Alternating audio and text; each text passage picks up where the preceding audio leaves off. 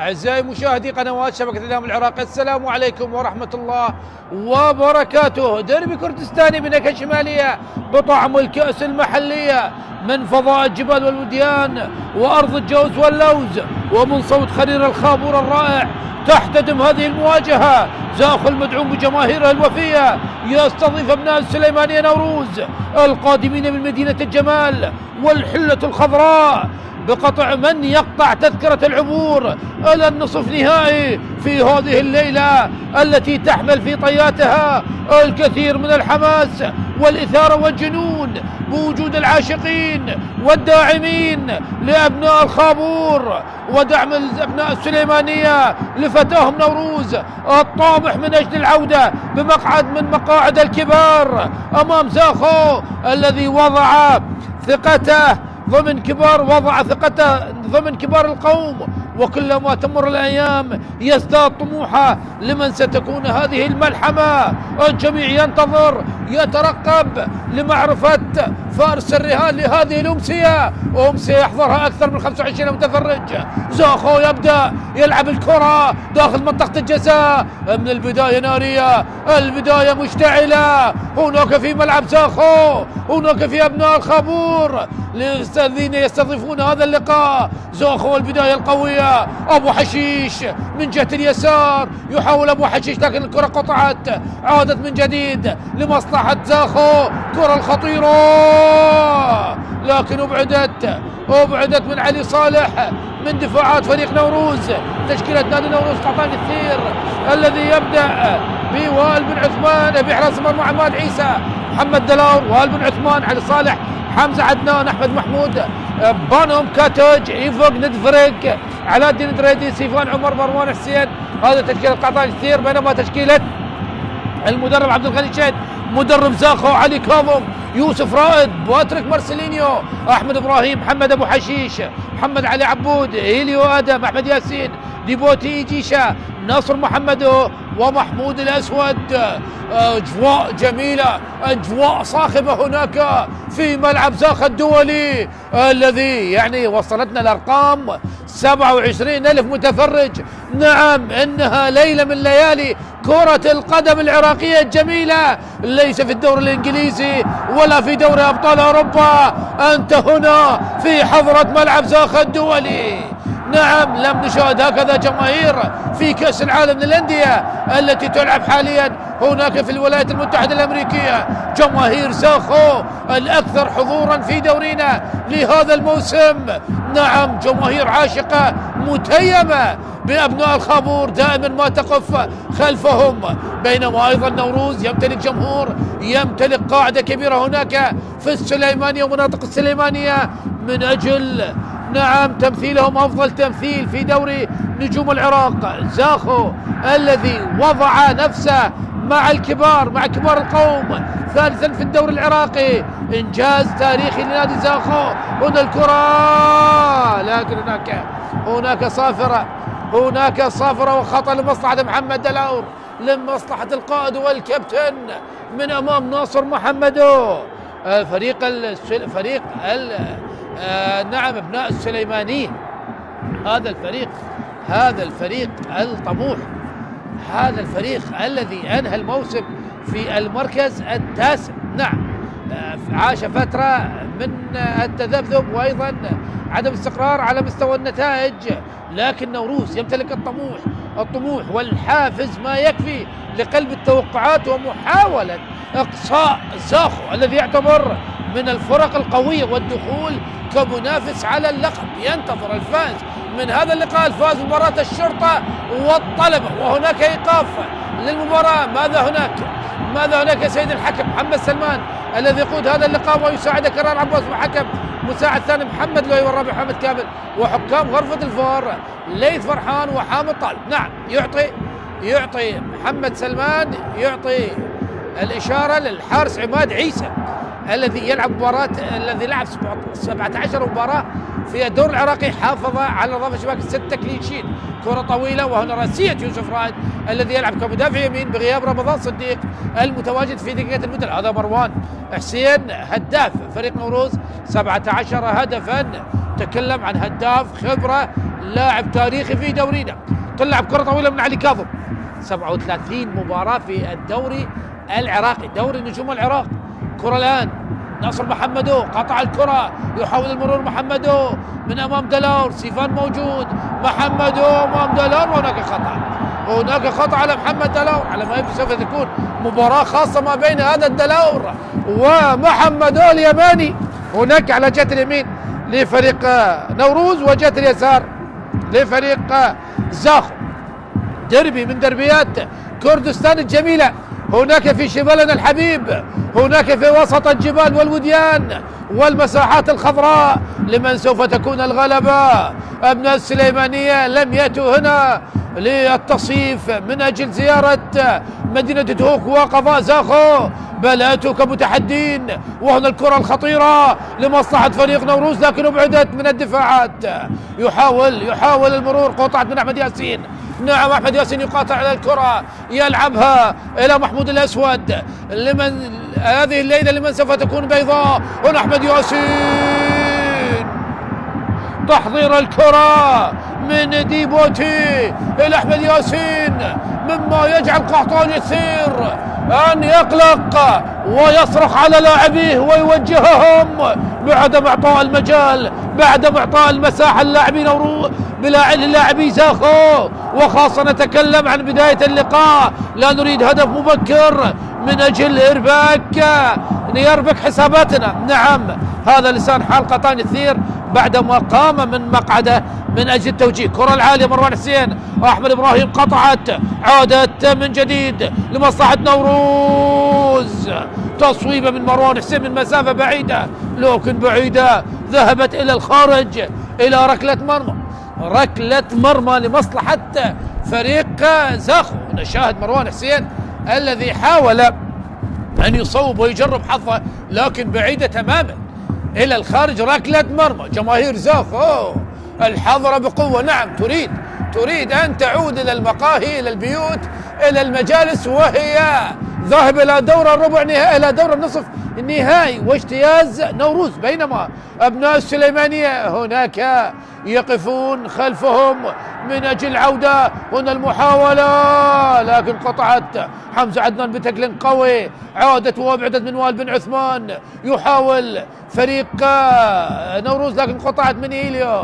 تلعب الكرة لمارسيلينيو البرازيلي، باتريك مارسيلينيو صاحب الخبرة، 31 سنة، سبق واللعبة مع كاشيما ريسول هناك في الدور الياباني. وهنا الكرة الخطيرة، مرت يا الله، عماد عيسى في اللحظة المناسبة من أمام محمود الأسود، لكن عماد عيسى ينقض على الكرة كأنه أسد يريد أن يحمي عرينة من أمام محمود الأسود، من أمام السوري. لكن مارسيلينيو والتمريرة لأحمد ياسين. دفاعات نوروز لغاية الآن مرتبكة، أكيد يرتبك فريق نوروز أمام هذه الجماهير، جماهير بأجواء صاخبة جدا. نعم، صوت جمهور زاخو عالي جدا داخل اللقاء. كرة الآن محمد دلاور على لعب الكرة. محمد دلاور، مباراة ليست سهلة بالمرة. رمي جانبي محمد دلاور، يأخذ وقته بالكامل. نعم، بخبرة محمد دلاور يريد امتصاص الزخم الذي يفعله فريق زاخو على مرمى نوروز، وبالتالي من أجل تهدئة المباراة وتهدئة أيضا الجمهور. الكرة الآن في وسط الملعب من بانوم، تمرير الآن إلى إيفونغ، لكن قطعت، عادت لمصلحة فريق زاخو والاعتماد لاعب على الآخر، وبالتالي الكرة إلى بانوم إلى نوروز. هناك من جهة اليمين المحاولة من سيفان عمر، تلعب الكرة العرضية الراسية، راسيات مروان حسين. يعرفون خطورة مروان حسين برأسياته، لكن هذه الرأسية ذهبت إلى الخارج، إلى ركلة مرمى لدى علي كاظم الحارس الأمين في مرمى فريق زاخو. نعم، حارس عمل مباريات كبيرة جدا على مستوى الدوري العراقي. طبعا طريق زاخو لدور الثمانية، لعب في دور 16 أمام القرمة، فاز بهدفين مقابل لا شيء، سجل هدف ديبوتي ومحمدو، بينما فريق نوروز لا، لعب دور 20 ودور 16.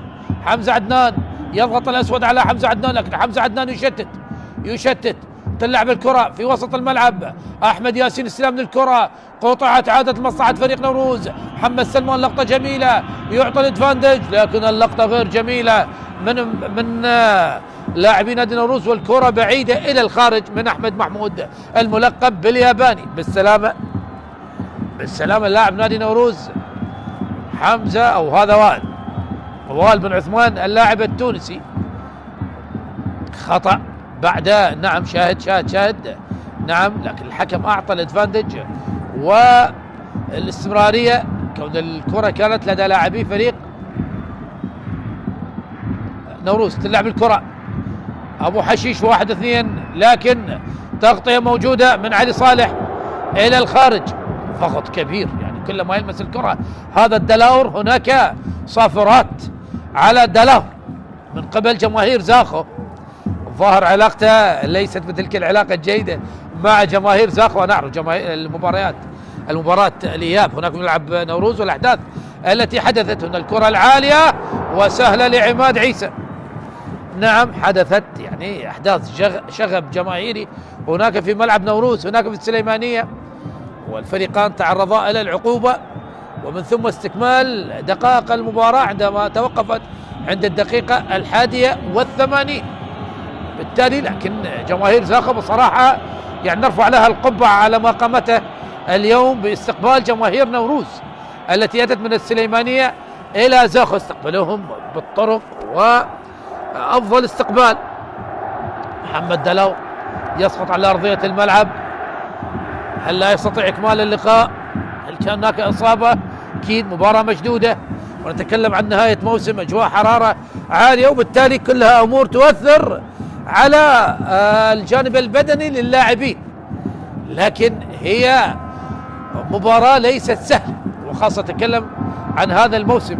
المباراتان التي لعبتا هنا وهناك في ملعب نوروز انتهتا بالتعادل 1-1. هنا سجل أمجد عطوان وأحمد محمود، أمجد عطوان لزاخو المتواجد على دكة البدلاء، وأحمد محمود المتواجد في التشكيلة الأساسية، بين مباراة الإياب التي حدثت فيها أجواء كثير، طبعا أحداث الشغب وأجواء لا نريد أن نشاهدها في عالم كرة القدم، انتهت بالتعادل السلبي. دلاور ينهض هنا اللقطة، ما يبدو كان هناك شد، نعم، ما يبدو هناك شد على محمد دلاور بالسلامة. نعم، شاهد هنا دلاور كان يتكلم مع الحكم محمد سلمان، أكيد سلامة اللاعب أهم شيء. عماد عيسى إلى علي صالح يمتلك هدفين في الدوري العراقي، أمامية من دلاور إلى سيفان عمر إلى دلاور من جديد، أمامية باتجاه مروان حسين، بالقرب من مارسيلينيو. مروان استلم وانطلق من أمام مارسيلينيو، فارق السرعة، قطعها مارسيلينيو إلى الخارج إلى وركنية أوضى لمصلحة نادي نوروز لأبناء السليمانية مع أبناء الخابور. هل يغرق أبناء السليمانية في خابور زاخو أم يستطيعون النجاة والسباحة وخطف التذكرة من أجل المرور إلى دور الأربعة لتكون مباراة تاريخية؟ هي المباراة الأهم بالنسبة لنادي نوروز في هذا الموسم، كون المباراة القادمة إذا تأهل نادي نوروز سوف يستضيف الفريق الفائز من مباراة الشرطة والطلبة. ركنية الآن عليها حمزة عدنان، يلعبها على القائم الأول والإبعاد من يوسف، وركلة مرمى. نعم، ركلة مرمى على ما يبدو لمست وائل بن عثمان، آخر من لمس الكرة وائل بن عثمان، وبالتالي ركلة مرمى لمصلحة هذا الحارس، لمصلحة نادي زاخو. نعم، ركلة مرمى احتسبها الحكم، وبالتالي عادت لمصلحة فريق زاخو. 15 دقيقة من أحداث هذا اللقاء، ولغاية الآن التعادل السلبي ما بين الفريقين في مباريات دور ربع نهائي من بطولة كأس العراق. شاهدنا تأهل القوة الجوية على حساب النجف ب3 أهداف مقابل هدف واحد، وبنفس النتيجة تأهل الدهوك على حساب الميناء ايضا ب3 أهداف مقابل هدف واحد. هذا محمد دلاو، الكاميرا اتت كثيرا على محمد دلاو. احمد ابراهيم الكابتن والقائد الى مارسيلينيو البرازيلي اللي سبق واللعبه مع كاشيو ريسول الياباني، وايضا مع نادي بينا فييل هناك في البرتغال. هنا التمريره لاحمد ياسين، احمد ياسين يحاول لعب الكره لكن اصطدم علي صالح. عادت لاحمد ياسين مجددا، لعبها لمحمدو، محددو لاحمد ياسين والكره الخطيره، لكن هناك خطا لاحمد ياسين، لمس الكره باليد من احمد ياسين وبالتالي خطا لمصلحه نادي نوروز. مباراه جيده في بدايه هذا اللقاء، يعني نتكلم عن اول 15 دقيقه. وهنا خطا كان على احمد ياسين لا وجود التسلل، لكن بعدما ابعد الكره وائل بن عثمان ارتطمت ولمست يد احمد ياسين الكره، وبالتالي خطا لمصلحه نادي نوروز. تلعب من عماد عيسى، يلعب الكره العاليه عماد عيسى، عالي من عماد ابو حشيش، وخطفت الكره يعني المره الثانيه. لاعبين نادي زاخو يعتمد احداهما على الاخر، شاهدنا في لقطه محمد وابو حشيش، والان مع ابو حشيش ومارسيلينيو. احمد محمود يترك الكره لمحمد دلاو على لعب الرميه الجانبيه. محمد دلاو الملقب بدوكاني، محمد دلاو تلعب لاحمد محمود. احمد يحاول المرور، مر احمد، عدى احمد، لعب الكره العرضيه لكن سهله باحضان الحارس علي كاظم يلعب الكره العاليه وطويله، وائل بن عثمان يحاول من امام الخطير ديبوتي يلعبها للاسود، لكن هناك خطا الحكم محمد سلمان قريب جدا على كل حال، اكيد من الحكام الذين يتميزون بجانب بدني عالي. شاهد اللقطه وشاهد محمد سلمان يعني قريب على الحاله ما يقارب 5 إلى 6 ياردة. خطأ من حمزة عدنان على محمود الأسود، اللاعب السوري 21 عام فقط، يمتلك 4 أهداف و3 أسيست. تلعب الكرة، يحاول تلعب الكرة، هنا الخطيرة، كرة خطيرة من ديبوتي الذي يمتلك هدف وحيد في بطولة كأس العراق في مرمى القرمة.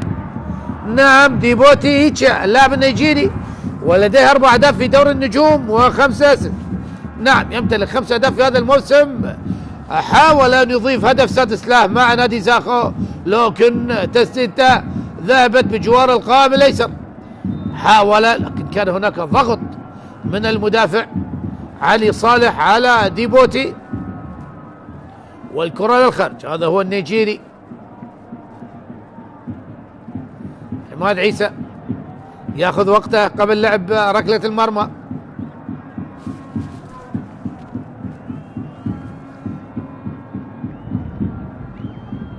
تلعب ركلة المرمى من عماد عيسى، عالية راسي مروان حسين، يحاول لكن قطعت من الالوسي.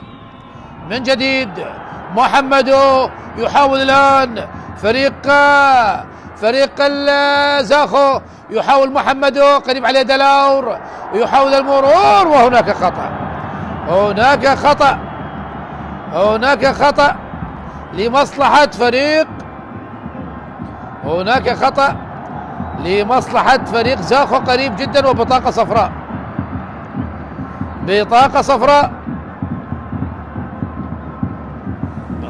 على محمد دلاور. طبعا يغيب واسر رستم بسبب البطاقة الحمراء الذي تلقاها في مباراة نادي الحسين، وهو وايضا مع اللاعب هاني شاكر، لكن هنا بطاقة صفراء على محمد دلاور. واضح تماما محمد دلاور ليس بأفضل أحواله، شاهدناه أخطأ أكثر من مرة. نعم ضغط الجماهير تأثيره واضح على اللاعب محمد دلاور. خطأ الآن لمصلحة فريق زاخو،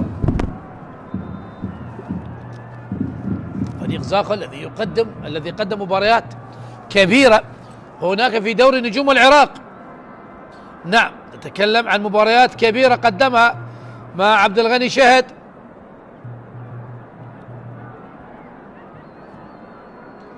يعني زاخو لم يخسر، يعني آخر خسارة له،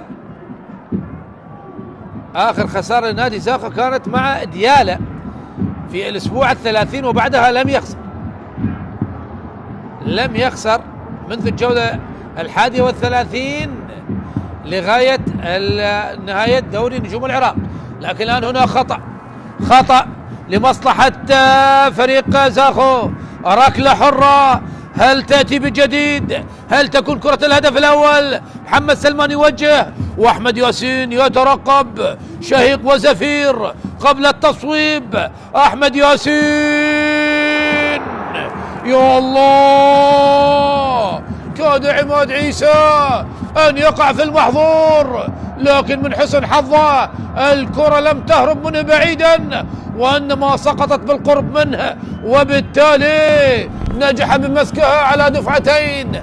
حاول بإبعادها في المرة الأولى لكن لم ينجح، نعم لم ينجح بالإبعاد بالصورة الصحيحة، لكن عاد ومسكها. يعني الكرة اجتازت الجدار البشري على الدين الدريدي التونسي، وعماد عيسى يلقى التحية والتشجيع من اللاعبين. عودة مصلحة فريق زاخو الآن يشكل الأفضلية وخطورة واضحة ويضغط على مرمى نوروز بعدما انتصف الشوط الأول من أجل التقدم، من أجل تسجيل أول أهداف هذا اللقاء. لكن لغاية الآن دفاعات السليمانية، دفاعات نوروز صامدة أمام صولات وجولات أبناء الخابور، أمام هجمات زاخو. يحاول لاعبي فريق زاخو بسحب لاعبي نادي نوروز. شاهد تمريرات قصيرة ما بين مارسيلينيو وعلي كاظم وأحمد إبراهيم.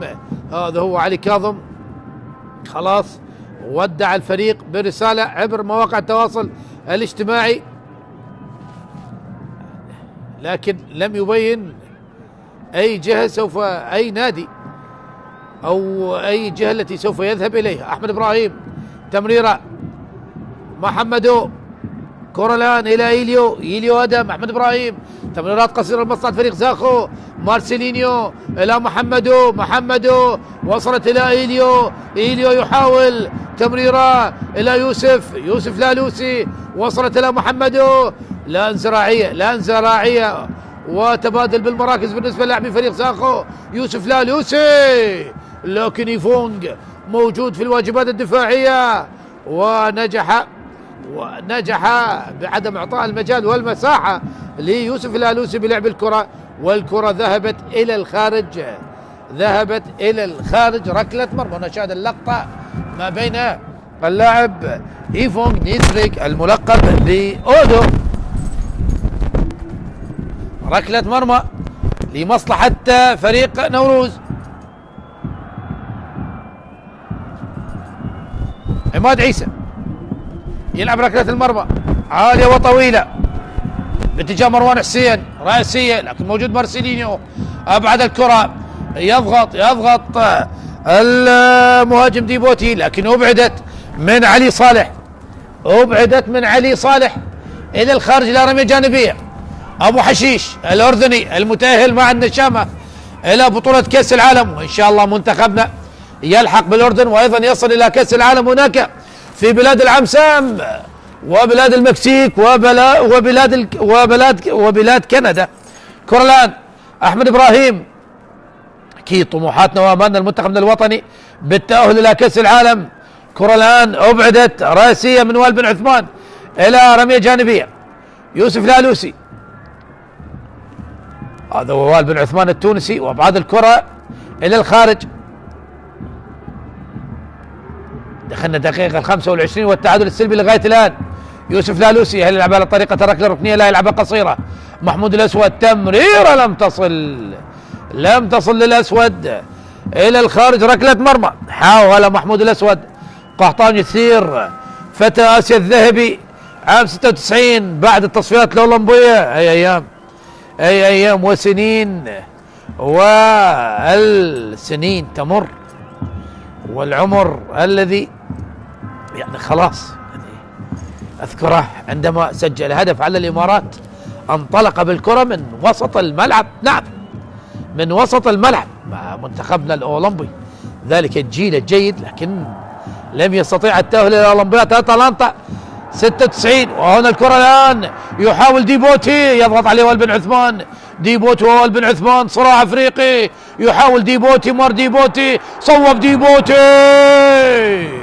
بعد فاصل من المهارة والرشاقة واستعراض من ديبوتي، صوب الكرة وقعت من الثير، غير راضي تماما على الأداء الدفاعي. نعم نعم نعم نعم نعم، المدافعين لم يكونوا بشراسة وقوة كبيرة. منحوا لديبوتي فرصة لفتح زاوية للتصويب والتصويب، لكن من حسن حظ فريق نوروز أن تصويب ديبوتي بعيدة عن المرمى إلى الخارج، إلى ركلة مرمى. تلعب ركلة المرمى عالية وابعدت من الآلوسي. يوسف رائد الآلوسي.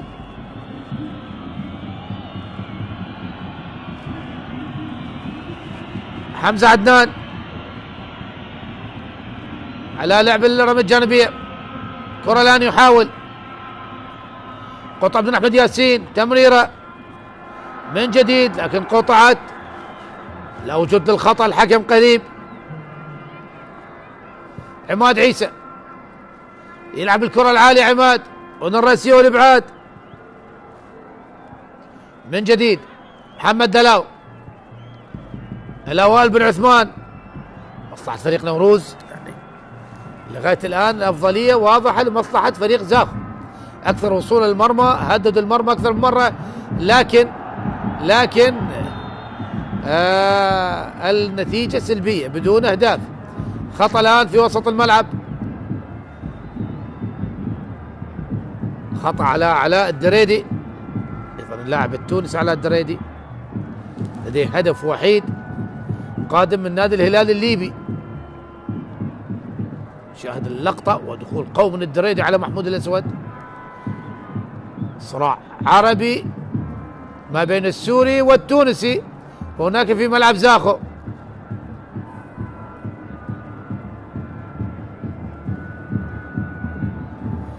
أحمد إبراهيم يلعب الكرة إلى محمود الأسود، تمرير من محمود إلى ديبوتي، أقرب لعماد عيسى الذي يتركها عماد عيسى للخارج إلى ركلة مرمى لمصلحة فريق نوروز. نعم، ركلة مرمى لمصلحة فريق نوروز. كثير هذا عبد الغني شهد مشوار طويل مع الأندية العراقية ومع منتخباتنا الوطنية. محمد علي عبود خط المنتصف،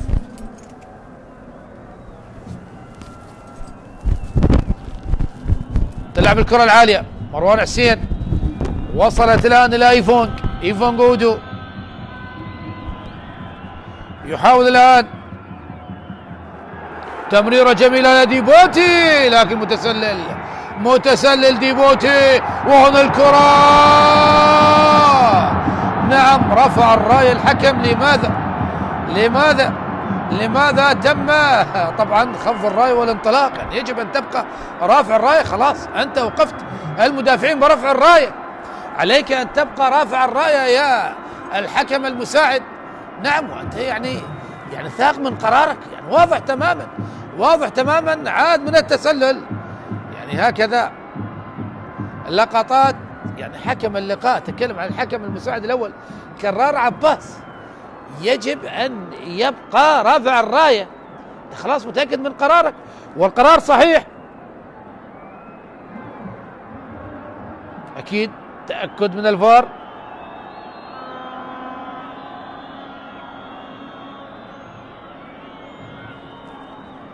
بانتظار الفار. هذا أمجد عطوان،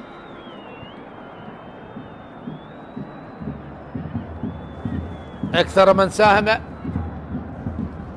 بالأهداف مع نادي زاخو في هذا الموسم، 13 هدف سجل ولديه 8 أسيست، 21 هدف ساهم بأهداف فريق زاخو. هنا مروان حسين الهداف، لكن تعثر مروان حسين، تعثر بالكرة. وهذا هو مروان حسين الذي تعثر بالكرة. تلعب بن يوسف، يحاول أودو، قطعت الكرة، عادت من بانوم إلى وائل بن عثمان. وائل بن عثمان مع الكرة، وائل تمريرة يا عماد عيسى. مباراة هدأت نوعا ما، 30 دقيقة مرت أحبتي مشاهدي قنوات شبكة الإعلام العراقي والتعادل السلبي لغاية الآن. المباراة هدأت، أحمد محمود يحاول لكن يوسف رائد أقرب، عادت إلى بانهم، تمريرات عشوائية ما بين لاعبي الفريقين، مقطوعة من هنا ومن هناك. نعم يعني شاهدنا لا يستطيع أي فريق بالاحتفاظ بالكرة. إيليو الأحمد إبراهيم. أكيد يعني هي مباريات الكؤوس، الطابع التكتيكي دائما ما يتغلب عليها، فما بالك يعني هي مباراة ديربي، يعني الحذر يكون واجب، الحذر واجب، والمجازفة تحسب حساب دقيق جدا. أي فريق لا يريد المجازفة إلا بحساب دقيق جدا، سواء نوروز أو زاخو. حمزة عدنان أمامية من حمزة لمروان، إلى حمزة 1-2. حمزة ما زال يحتفظ بالكرة، يحاول المرور. حمزة مرة لأحمد محمود، أحمد محمود يلعبها هناك إلى سيفون. كرة الخطيرة اصطدت بالدفاعات، عادت وابعدت من مارسيلينيو. يحاول الآن ناصر محمدو، وعاد حمزة عدنان، وهناك خطأ لمصلحة فريق نوروز، خطأ على محمدو، خطأ على اليماني الذي يقول لم ارتكب الخطأ يا سيد الحكم.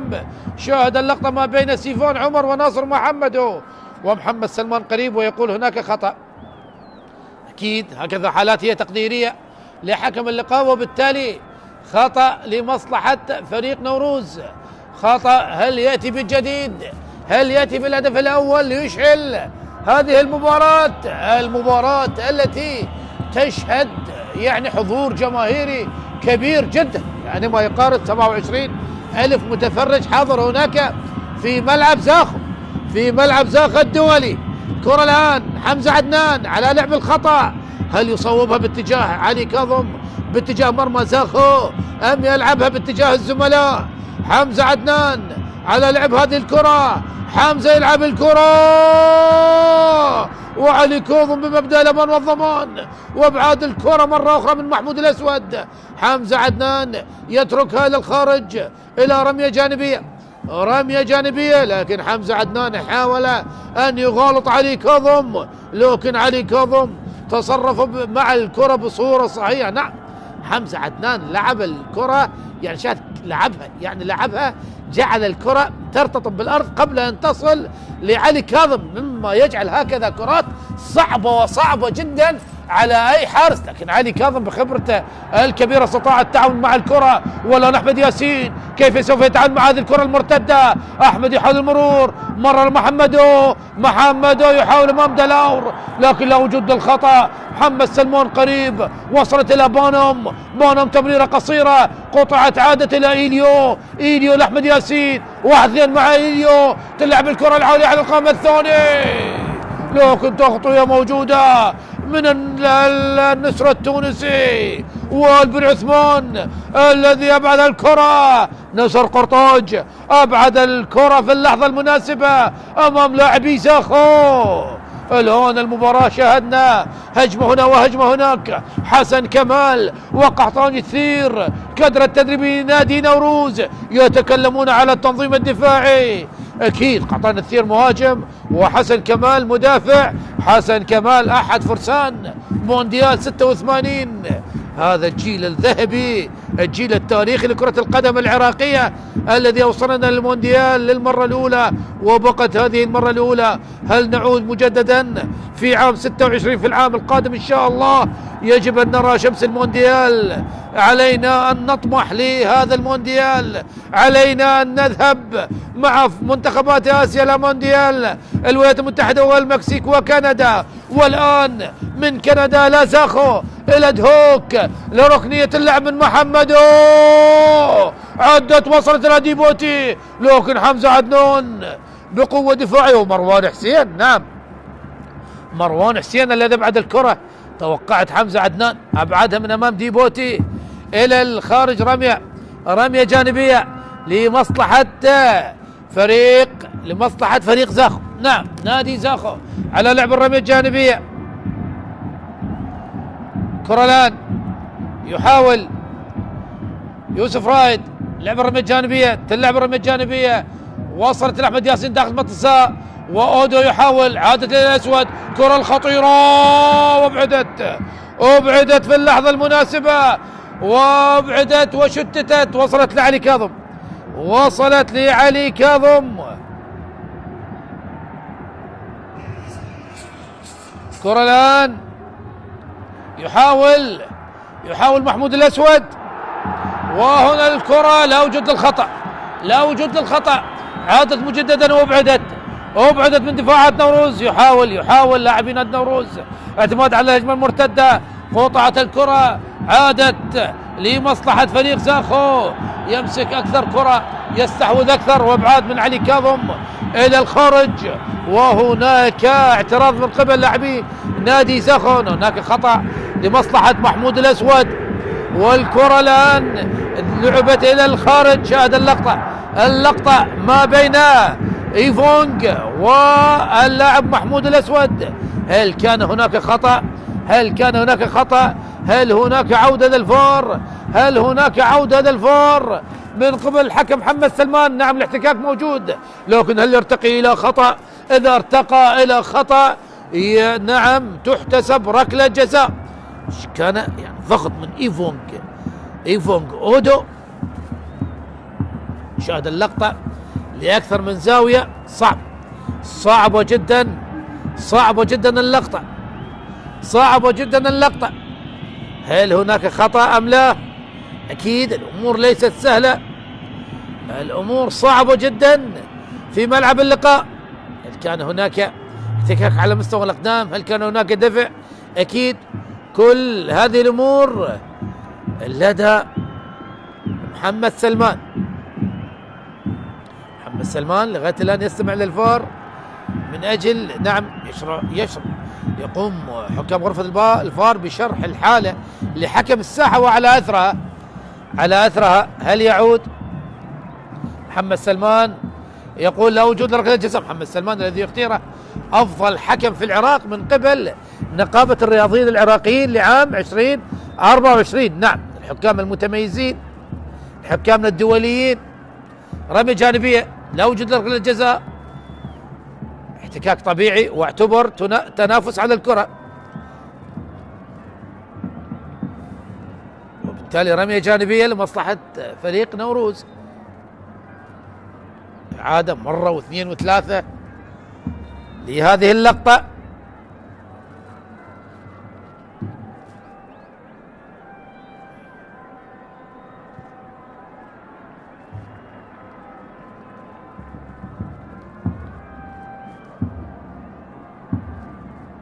رمي جانبية لعبت من قبل لاعبين نادي نوروز لعلي كاظم حارس المرمى بروح رياضية. أكيد الروح الرياضية موجودة هنا في ملعب اللقاء، ملعب زاخو. لغاية الآن لم نشاهد أي هدف، لم يكتب لنا الهدف لغاية الآن.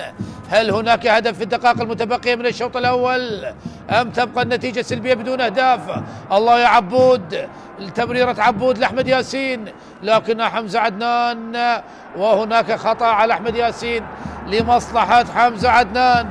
أحمد ياسين أكيد لاعب خلوق، لاعب خبرة، تجربة كبيرة، احترف هناك في الدوري القطري والدوري السعودي، والآن مع نادي زاخو، وكذلك لعب هناك في السويد، تجربة كبيرة، لعب مع منتخباتنا الوطنية، الأولمبي الوطني، لاعب متميز وأيضا يمتاز بالأخلاق.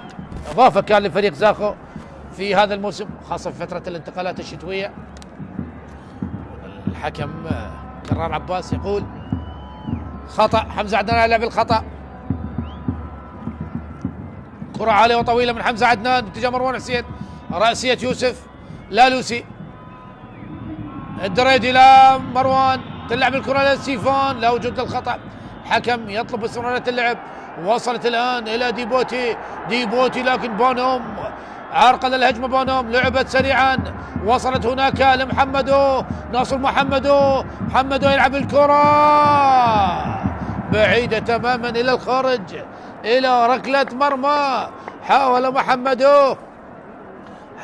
محمدو وقحطاني كثير غير راضي لغاية الآن. دائما ما نشاهده يوجه ويتواصل مع اللاعبين. 40 دقيقة مرت أحبتي مشاهدي قنوات شبكة الإعلام العراقي، والتعادل السلبي لغاية الآن ما بين زاخو ونوروز في مباراة دور الربع نهائي من بطولة كأس العراق. هنا اللقطة ما بين أبو حشيش وسيفون منصور، لقطة دخول قوي كان من أبو حشيش. هنا الرأسية من أحمد إبراهيم يحاول للأسود لكن طالت على محمود. حمزة عدنان إلى أحمد محمود، قطعت من هيليو إلى الخارج إلى رمية جانبية، رمية جانبية لمصلحة نادي نوروز. تترك من يفونج إلى حمزة عدنان، حمزة عدنان على لعب الرمية الجانبية. حمزة يلعبها إلى الدريدي لكن قطعت، عادت من جديد لحمزة عدنان. رمية جانبية لعبت سريعا لأحمد محمود، أحمد محمود يحاول المرور لكن قطعت من يوسف إيليو، وهناك خطأ، خطأ على أحمد محمود، خطأ لمصلحة فريق زاخو الدريدي. نعم الكرة بعيدا عن يوسف رائد. شاهد اللقطة ما بين أحمد محمود واللاعب إيليو. إيليو آدم النيجيري 24 عام، سبق وأن مثل منتخب نيجيريا الأولمبي، قادم من نادي الاتحاد الليبي. يعني يحسب لإدارة نادي نوروز تجلب لاعبين محترفين على مستوى عالي يكونوا إضافة، لكن هو هداف الفريق 17 هدف. جوستافو انريكي موجود في دكة البدلاء. الناعم الدريدي يتحصل على بطاقة صفراء، هي البطاقة الصفراء الثانية على لاعبي نادي نوروز، وأيضا بطاقة صفراء على الالوسي.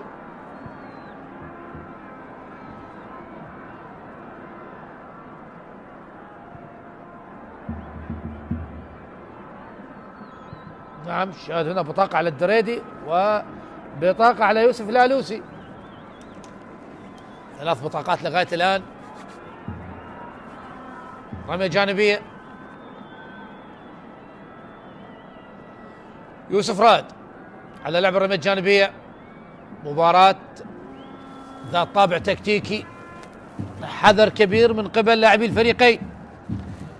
دائما ما تكون هكذا مباريات الكؤوس، خاصة الفريقان يريدان الذهاب إلى المربع الذهبي لبطولة كأس العراق بانتظار الفوز مباراة الشرطة والطلبة. هنا التمريرة، محمود الأسود مع دلاور، محمود الأسود يلحق بالكرة، الأسود يلعبها لمحمد علي عبود، عبود مع الكرة، عبود يغير اللعب باتجاه يوسف رائد، يوسف رائد انه يلعب الكرة، محاولة لكن دلاور موجود في التغطية العكسية، واحنا احمد ابراهيم تصويب المسافة بعيدة لكن ابعدت من وائل بن عثمان الى الخارج الى الرمية الجانبية. زاخو يحاول في الدقائق الأخيرة ان يضغط بحثا عن الهدف الأول. هنا التمريرة والإبعاد من اللاعب سيفان، عودة مجددا، عودة جميع لاعبي نادي نوروز إلى الخلف من أجل الدفاع، من أجل الحفاظ على شباكهم، من أجل عدم تلقي هدف قبل نهاية الشوط الأول بأقل من دقيقتين. هنا أحمد إبراهيم يضغط فريق زاخو الآن بحثا عن هدف التقدم. أحمد إبراهيم يلعب الكرة العالية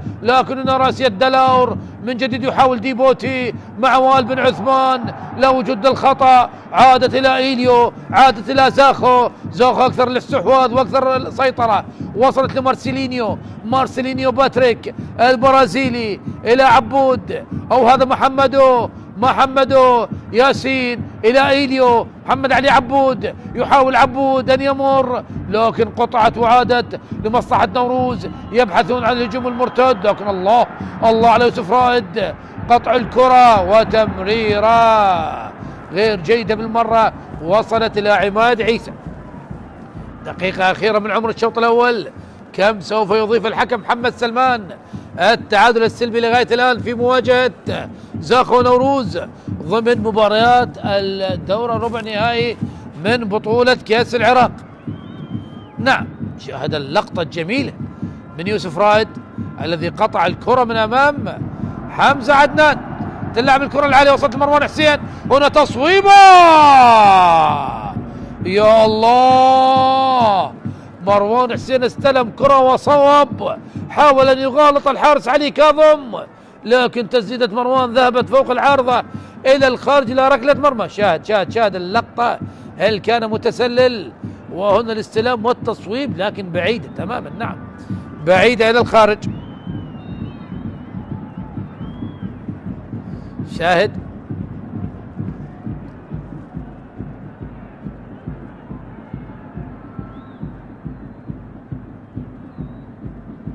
كرة طويلة الآن، راسية وائل بن عثمان. أحمد محمود يحاول من أمام يوسف رائد إلى أحمد إبراهيم، يلعبها عالي أحمد إبراهيم، تشتيت للكرة إلى الخارج. رمية جانبية، رمية جانبية، رمية جانبية لمصلحة فريق نوروز. 3 دقائق كوقت مضاف على أحداث الشوط الأول.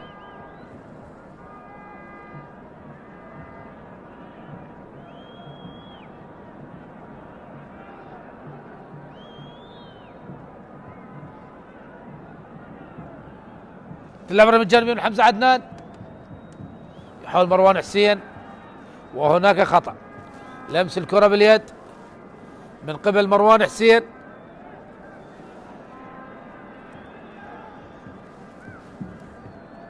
دخلنا الدقيقة الثانية من الوقت المضاف، وعلى ما يبدأ الشوط الأول في طريقة إلى التعادل السلبي. نعم لمس اليد موجود.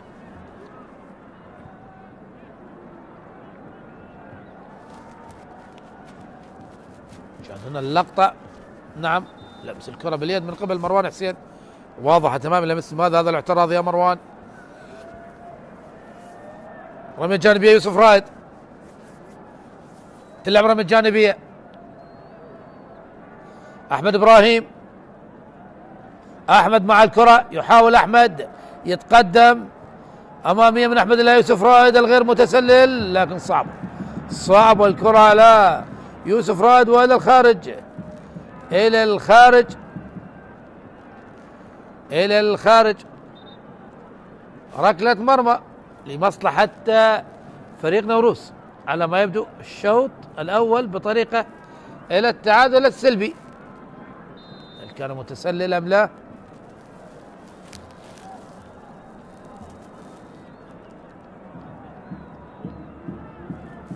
تلعب ركلة المرمى طويلة من عماد عيسى.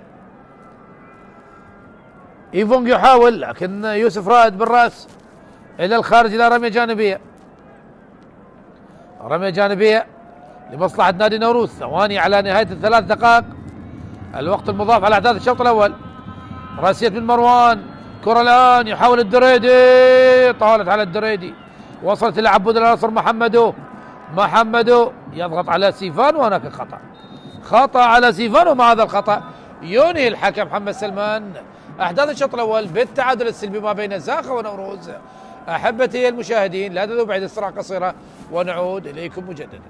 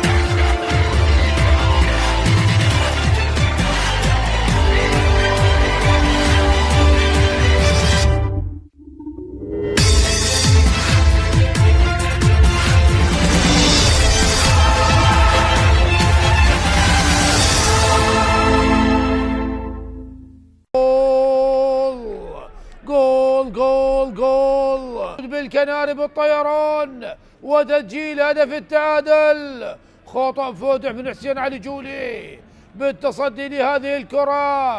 عمر نوري لعبها في الزاوية اليسرى لحسين علي الذي لم يحسن التعامل.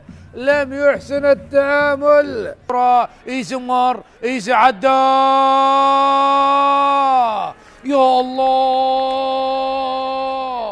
النسر النيجيري يعاود الكرة ويسجل في مرمى نادي أربيل كما سجل في الذهاب يسجل في الإياب. ليس فقط عمر نوري يسجل ذهابا وإيابا، أنا أيضا أستطيع التسجيل في الذهاب والإياب. لكن أي هدف جميل تلاعب دفاعات أربيل. عمر جنكي وهالوسام فرنانديز ذهبا هناك، ذهبا إلى أين؟ ذهبتما إلى أين يا فرنانديز ويا جنكي ليطير هذا النسر النيجيري؟ على لعب الرمية الجانبية على طريقة الركلة الركنية. هنا المحاولة إيزي والتصويب، جول إيزي الأسد النيجيري. أقول هناك حدث للمعلق بأن هناك هدف رابع، ومباشرة إيزي يقول نعم أنا موجود، أنا أستطيع أن أسجل هدف رابع في هذا اللقاء. وهدف ثالث لنادي الكرخ. الكرخ يتقدم على أربيل بثلاث أهداف مقابل هدف واحد. قلب الطاولة، قلب الميزان على أبناء هولير هناك في ملعب فرانسو حريري بعد أيام قليلة. وهنا محاولة لفريق الطلبة خطيرة خطيرة. أول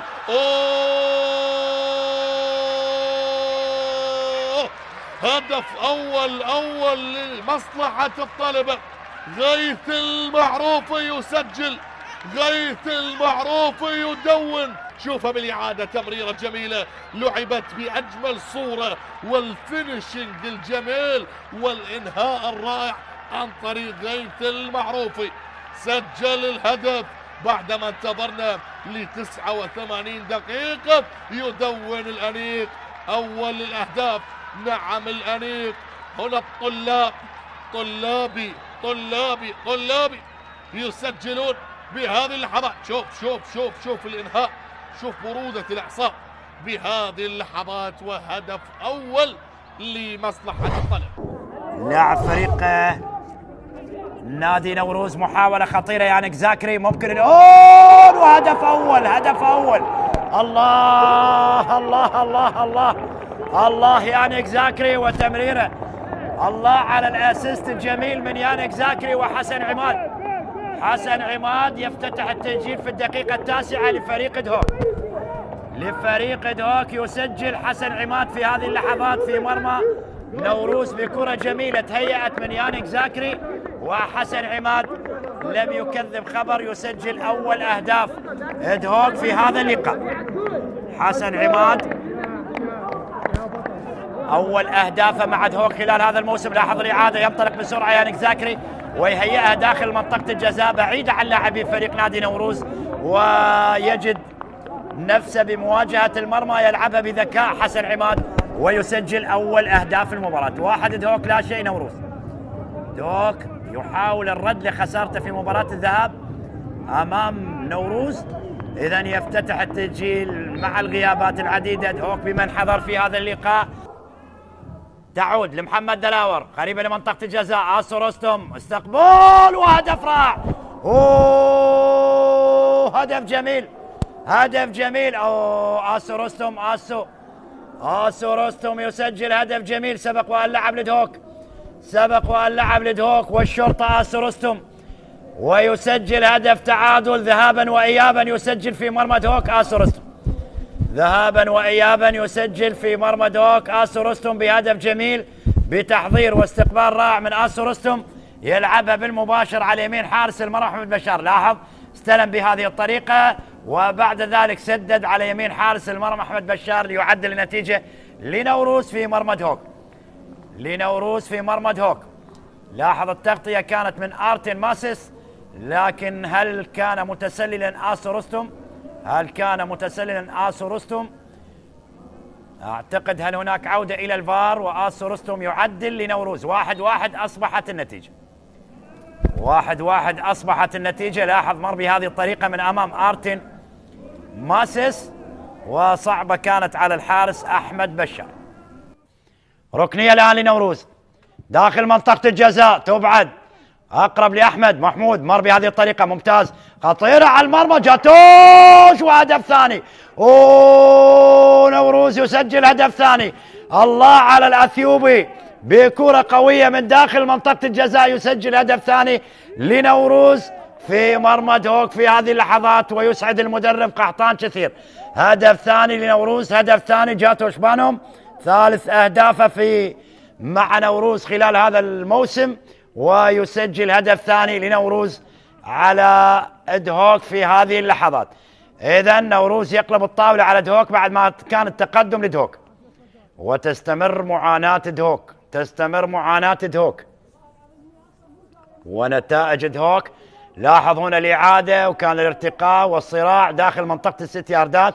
بعد ذلك لاحظ الطريقة اللي مر من خلالها اللاعب أحمد محمود وهيئها للاعب جاتو شبانهم بنفس الطريقة اللي سجل من خلالها دهوك الهدف الأول، بعد ما كانت التمريرة بهذه الطريقة عن طريق يانيك زاكري اللي هيئها لحسن عماد وسجل بهذه الطريقة. أيضا هنا أحمد محمود يهيئ كرة إلى جاتو شبانهم، يتقدم الأمام أحمد مروان في موقف تسلل لكن غير رأي إلى ندفريكي. خطأ الآن في دفاعات دهوك، وهدف ثالث، هدف ثالث، هدف ثالث لنوروز. الله على اللقطة، الله على الجملة التكتيكية من قبل لاعبي نوروز بطريقة جميلة، يسجل هدف ثالث. حلوة حلوة حلوة حلوة اللقطة لنوروز، وحلو الهدف لنوروز في هذه اللحظات. إذا مروان حسين بهدية وأسيس جميل من اللاعب ندفريكي اللاعب البديل، يسجل فريق نوروز ثالث أهدافه في هذه اللحظات. لاحظ العمل من أحمد محمود، هو لاحظ أن مروان في موقف تسلل لكن فضل أن يمرر إلى ندفريكي، وبعد ذلك مروان حسين يجد نفسه بمواجهة المرمى الخالي من الحارس ولاعبي فريق نادي دهوك. 3 نوروز، هدف لدهوك، وهي نفس نتيجة مباراة الذهاب، نفس نتيجة مباراة الذهاب. وتستمر المعاناة، تستمر المعاناة.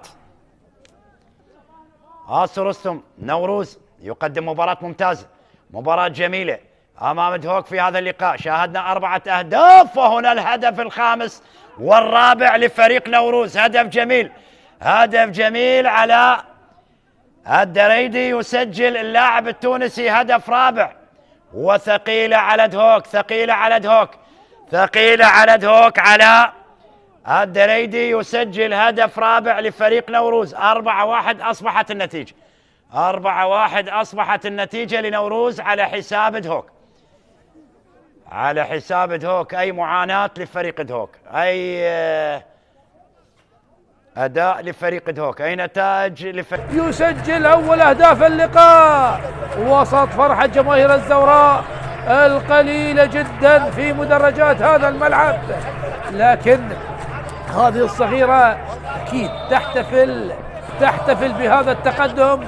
توميو الذي وضع الكرة في زاوية، وعبد سليم في زاوية أخرى. توميو يتقدم للزوراء ويسجل 9 أهداف مع نادي الزوراء ليكون هو هداف الفريق. أوسينيوم على عبد الزهراء، من سوف يصوب؟ السنغالي على تصويبه، جول جول جول جول جول على عبد الزهراء. أي تصويبة، أي قذيفة في مرمى النوارس، على يمزق شباك الزوراء بهذه التصويبة الذي لم يحسن التعامل معها جلال حسن. توقع الكرة للخارج لكن الكرة سكنت الشباك. أي تصويبة من على عبد الزهراء. شاهد الدقة بالتسديد، شاهد الدقة بالتسديد من على عبد الزهراء. علي محسن إلى منذر العلوي، منذر تمرير لسجاد، سجاد الله على سجاد، مرور جميل من امام على عبد الزهراء. منذر لسجاد يحاول الان، وصلت لعلي محسن الى سجاد يصوب، والكره الخطيره، جول جول جول جول جول. تمريرات جميله من لاعبي نادي الزوراء، وفي الاخير مراد محمد يبصم ويصادق على هذه الكره ويضعها في شباك نادي الميناء. سيطرة واضحة تماما لنادي الزوراء في دقائق الأولى من الشوط الثاني. سجاد الذي لعب الكرة بيسراه ووصلت لمراد محمد، لم يكن متسلل الذي وضع الكرة في شباك نادي الميناء، وعبد سليم حماد ولاعبي نادي الميناء رأوا الكرة تدخل للشباك كما رأيناها نحن المشاهدين والمتفرجين هناك.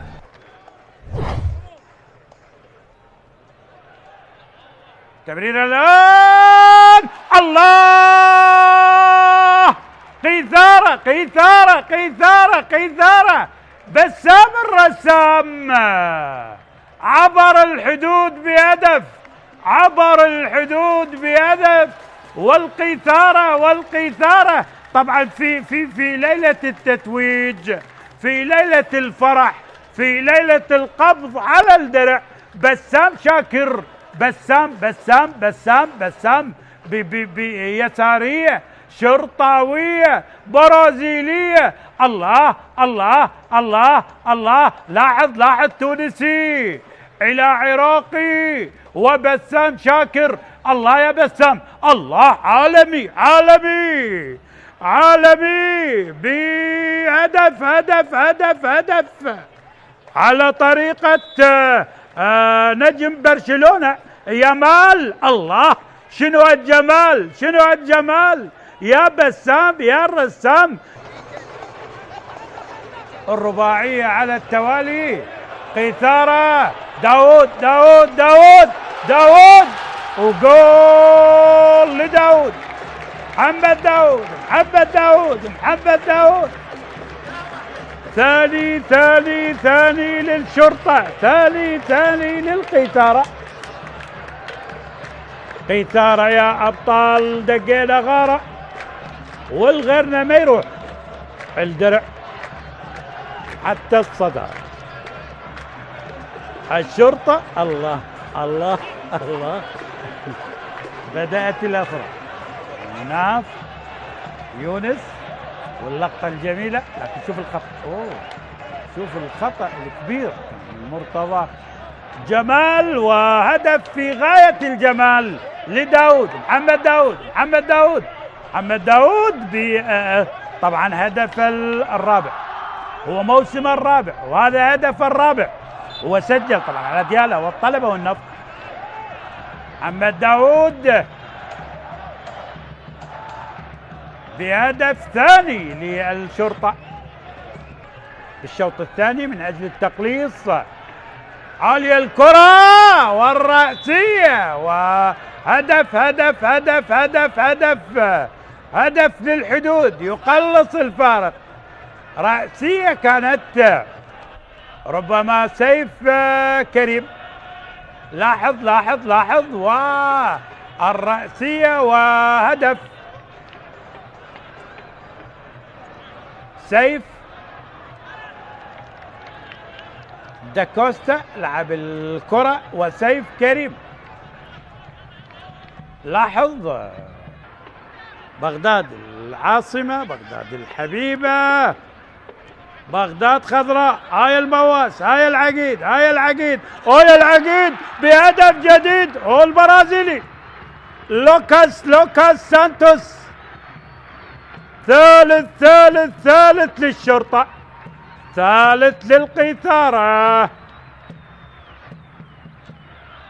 في ليلة التتويج، في ليلة الفرح. ثالث للشرطة عن طريق البرازيلي. الرباعية التاريخية والثلاثية بالنتيجة. شوف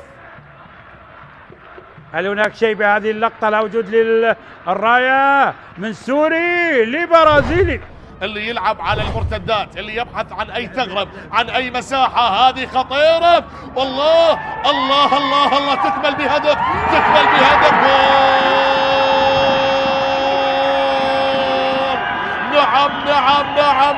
نعم، البرتقالة تثمر من جديد.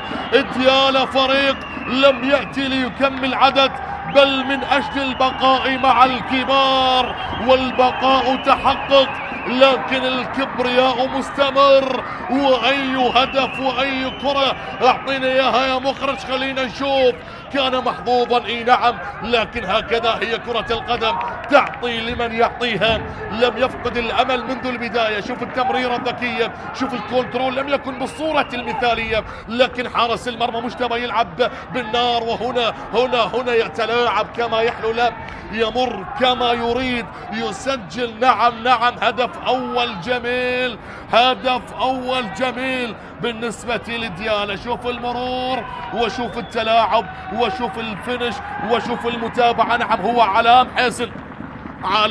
حسن يسجل اول اهداف هذه المباراة بالدقيقة 22. شوف هو اللي قدم، هو جعل مدافعون فريق نفط البصرة في دربكة، وهنا حضرت الدربكة وفقد التركيز. اياد عبد فرحان، اياد اللي يغير اللعب، هذا هو زيكي يحاول. الله يا ساتر يا ساتر، اي تصويبة واي هدف. نفط البصرة بهدف للتاريخ، بهدف عالمي. نعم البديل الناجح زيكي في وقت الظلام أضاءت شرارة الجنوب من قاع الجدول، يخرج صوت الفرسان. وأي هدف وأي تصويبة، اعطيني إياها يا مخرج، خليني استمتع، خليني أشوف، خليني استمتع بهذا الهدف. شوف مرر له، شوف هو اللي خلق المساحة لنفسه، هو اللي تحول. هوب هدف جميل يا زيكي من ثاني لمسات. علقها بالزاوية 90. وأي تصويبة يا زيكي، بذلك يسجل هدف التعادل بهذه المباراة، وأيضا يسجل ثالث أهدافه هذا الموسم لنفط البصرة. اسماعيل هدف ثاني بالنسبة لنفط البصرة من ركلة الجزاء. التوغولي اسماعيل أورو يسجل ثاني أهداف نفط البصرة و10 أهداف هذا الموسم، ويحتفلون لاعبين نفط البصرة. انقلبت الطاولة، انقلبت الأمور. نعم هدف من الممكن أن يغير الكثير والكثير. وهنا التصويبة اليسارية الجميلة اللي سجل من خلالها اسماعيل أورو اللاعب التوغولي ثاني أهداف نفط البصرة. أي جنون وأي إثارة وأي حماس وأي ندية وأي مفاجآت وأي قصص. هذا هو دور الكبار، هذا هو دور النجوم. وفرصة لهدف التعادل لديالا محمد خالد شفال.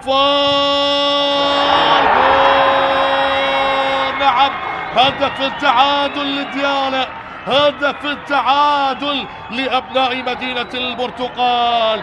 وفي أجواء الصيف الحارة لابد أن تنعش الجسد بالبرتقال، وفي دورينا لا يحلو الموسم إلا بوجود البرتقالي. وهدف التعادل من ركلة الجزاء يسجل محمد خالد شفال، وبذلك يصل لهدف الثاني هذا الموسم وثاني أهداف هذه المباراة. والحارس بزاوية والكرة بزاوية، مباراة فيها 4 أهداف يتقاسمها الفريقين. أي جنون وأي إثارة وأي حماس وأي ندية.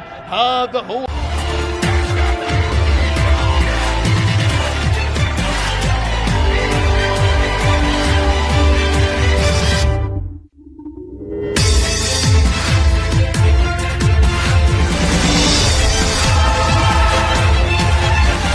الهجومية أوراق التي تعمل الفارق. دخول أمجد عطوان بديلا لمحمود الأسود. أمجد عطوان أكثر من ساهم بتسجيل الأهداف بالنسبة لفريق زاخو، 21 هدف ساهم أمجد عطوان، 13 تسجيل و8 اسيست. وهنا انطلقت الشوط الثاني ما بين زاخو ونوروز. تركنا الشوط الأول سلبيا. هل نشاهد الأهداف؟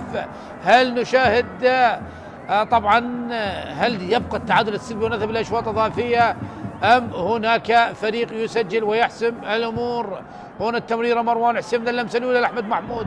يحاول فريق نوروز منذ بدايه الشوط الثاني. هنا احمد محمود مزرعه بالكره يلعبها الى من؟ الى دريدي، وراسيه من ابو حشيش، والابعاد من احمد ابراهيم، راسيه من امجد عطوان، لكن قطعت من دلاور مر، عاد دلاور، تصويبه ضعيفه من دلاور الى الخارج، ركله مرمى. تشكيله نادي زاخو: علي كاظم في حراسه المرمى، يوسف راد، باتريك مرسلينيو، احمد ابراهيم، محمد ابو حشيش، محمد علي عبود، إيليو ادم، واحمد ياسين، ديبوتي، ايجيتا، ناصر محمدو، ودخول امجد عطوان بديلا لمحمود الاسود.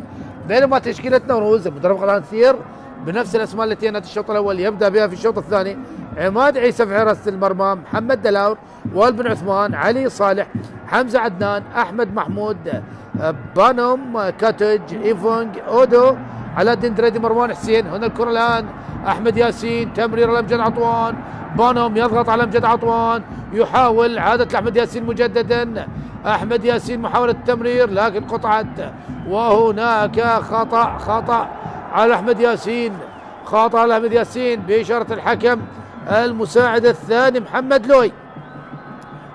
لؤي صبحي يقول هناك خطأ. شاهد اللقطة على احمد ياسين، هل لمس الكرة باليد احمد ياسين؟ نعم، لمس الكرة باليد من احمد ياسين، وبالتالي خطأ لمصلحة نادي نوروز. الغني شهد الذي استلم طبعا الذي استلم منذ الاسبوع 31 حقق 5 انتصارات و3 تعادلات، لم يخسر الفريق مع عبد الغني الشاهد، ويريد باستمرار النتائج الجيدة، لكن جماهير زاخو المتعطشة لانتصار آخر، لتقدم آخر هنا في بطولة كأس العراق في دور الربع نهائي من أجل الوصول إلى النصف نهائي. نادي زاخو سبق وصل إلى النصف نهائي في موسم 21-22، خسر حينها من الكهرباء 0-2، بينما نوروز لم يصل إلى دور النصف نهائي. نشاهد بدأت النيران هناك في ملعب زاخو الدولي، والشماريخ التي بدأت تشتعل هناك في ملعب زاخو، أجواء ملعب زاخو أجواء مجنونة، أجواء مثيرة، حماسية كبيرة. بالسلامة لحمزة عدنان الذي يعاني من إصابة، وهنا خطأ لمصلحة فريق نوروز.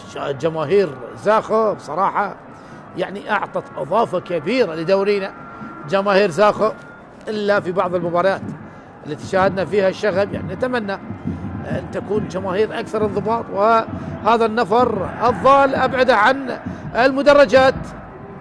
نصر محمد أبو الرأس، رأسية وائل بن عثمان إلى دلاور، أحمد محمود رأسية وصلت مروان حسين مع الكرة إلى أحمد محمود، يحاول فريق نوروز، أحمد محمود، تمريرة هناك إلى ايفونج، حمزة عدنان، تمريرة الدريدي، علاء من جديد لأحمد محمود، للياباني، هل يمر الياباني مع الكرة، تمريرة باتجاه سيفون من جديد، سيفون عمر، هناك لجهة اليسار إلى ايفونج، ينطلق حمزة عدنان، تلعب من ايفونج، والابعاد ممتاز من احمد ابراهيم، تمركز دفاعي متميز من احمد ابراهيم، وابعاد الى الخارج الى رمية جانبية من احمد ابراهيم. فريق نوروز الذي وصل الى دور الربع نهائي بعدما اجتاز نفط البصرة بهدف مقابل لا شيء، وبصعوبة نادي الحسين بفارق ركلات الجزاء الترجيحية بعد التعادل 2-2. سجل الاهداف راسكو وعلاء الدين الدريدي، بينما الهدف الذي سجل في مباراة نفط البصرة الهدف الوحيد الذي فاز فيه فريق طبعا فريق نوروز كان عن طريق اللاعب تقي فلاح المتواجد في دكة البدلاء. تمرير محمد علي عبود باتجاه محمدو، 5 دقائق مرت من احداث الشوط الثاني. ناصر محمدو يحاول المرور، محمدو يلعب الكرة، اصطدت بدلاور، ورأسية من امجد عطوان، تغطية دفاعية وتشتيت من وائل بن عثمان، ابعاد للكرة اقرب للحارس علي كاظم مع الكرة الى باتريك مارسيلينيو البرازيلي، أحمد إبراهيم يحاول أحمد إبراهيم أن يجد زاوية للتمرير. نعم، مرر محمد علي عبود. عبود أمامية باتجاه محمد، وأقرب لعماد عيسى. أقرب لعماد عيسى.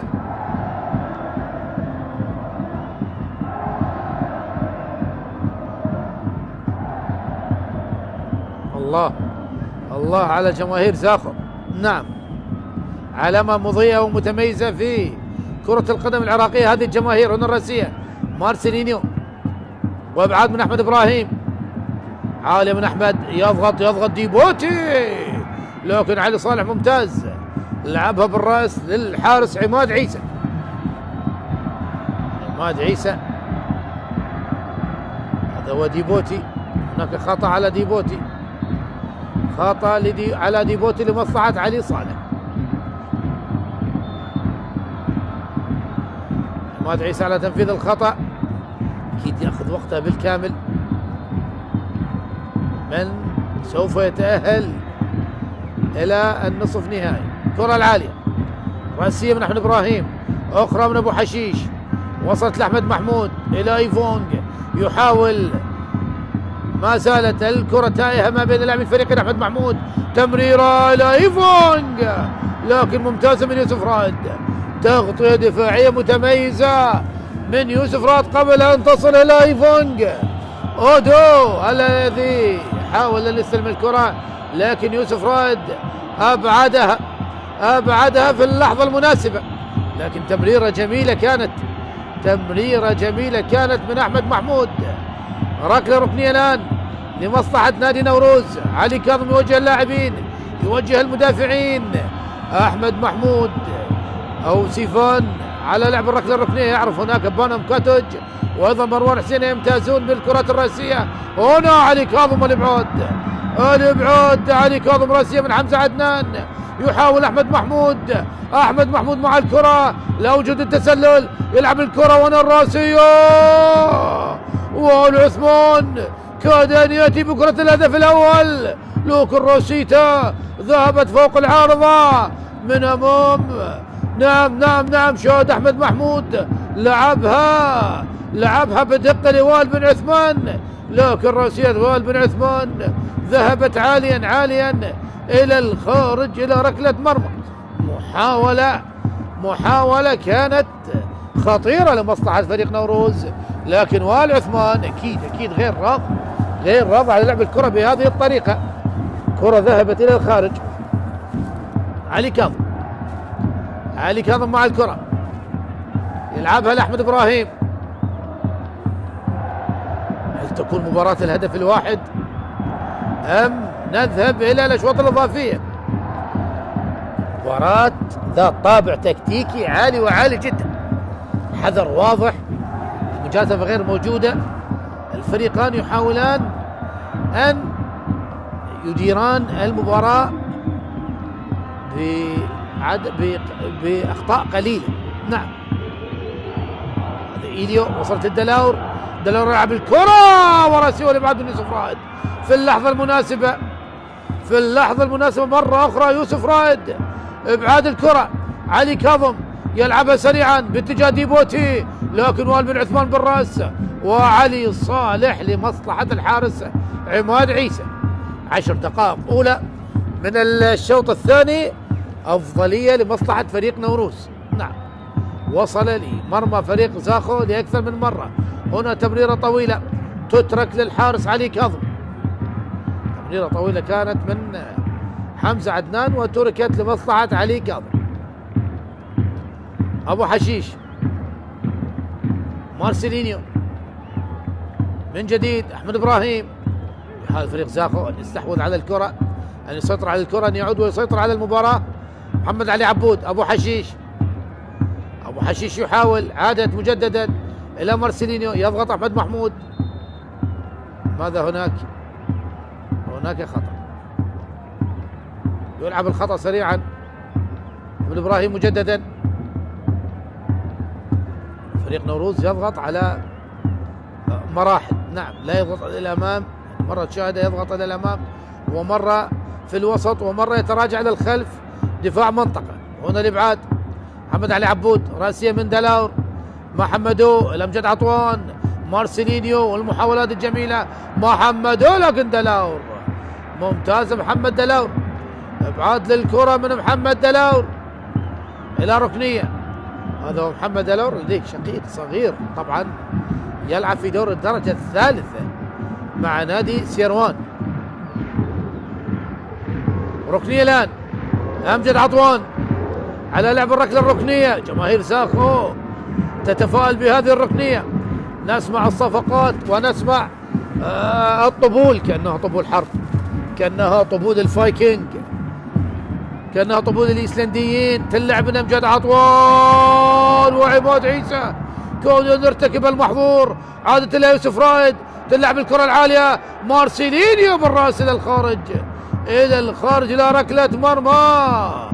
كرة كادت أن تكون هدف، كادت أن تسبب مشاكل لفريق نوروز. عماد عيسى لم يبعد الكرة بالصورة الصحيحة، بصورة مثالية، لكن المتابعة كانت متأخرة من يوسف الالوسي الذي لعب الكرة بدوره إلى مارسيلينيو. وهنا رأسية مارسيلينيو ذهبت إلى الخارج ضعيفة إلى ركلة مرمى، ركلة مرمى لمصلحة نادي. وهنا علي كاظم، علي كاظم تلعب، وصلت إلى سيفان عمر، والإبعاد من إيليو يبعد الكرة من أمام سيفان عمر إلى الخارج إلى ركنية لزاخو، ومن ثم ركنية إلى نوروز. حمزة عدنان يلعب كرة طويلة وخروج علي كاظم الذي أبعد الكرة.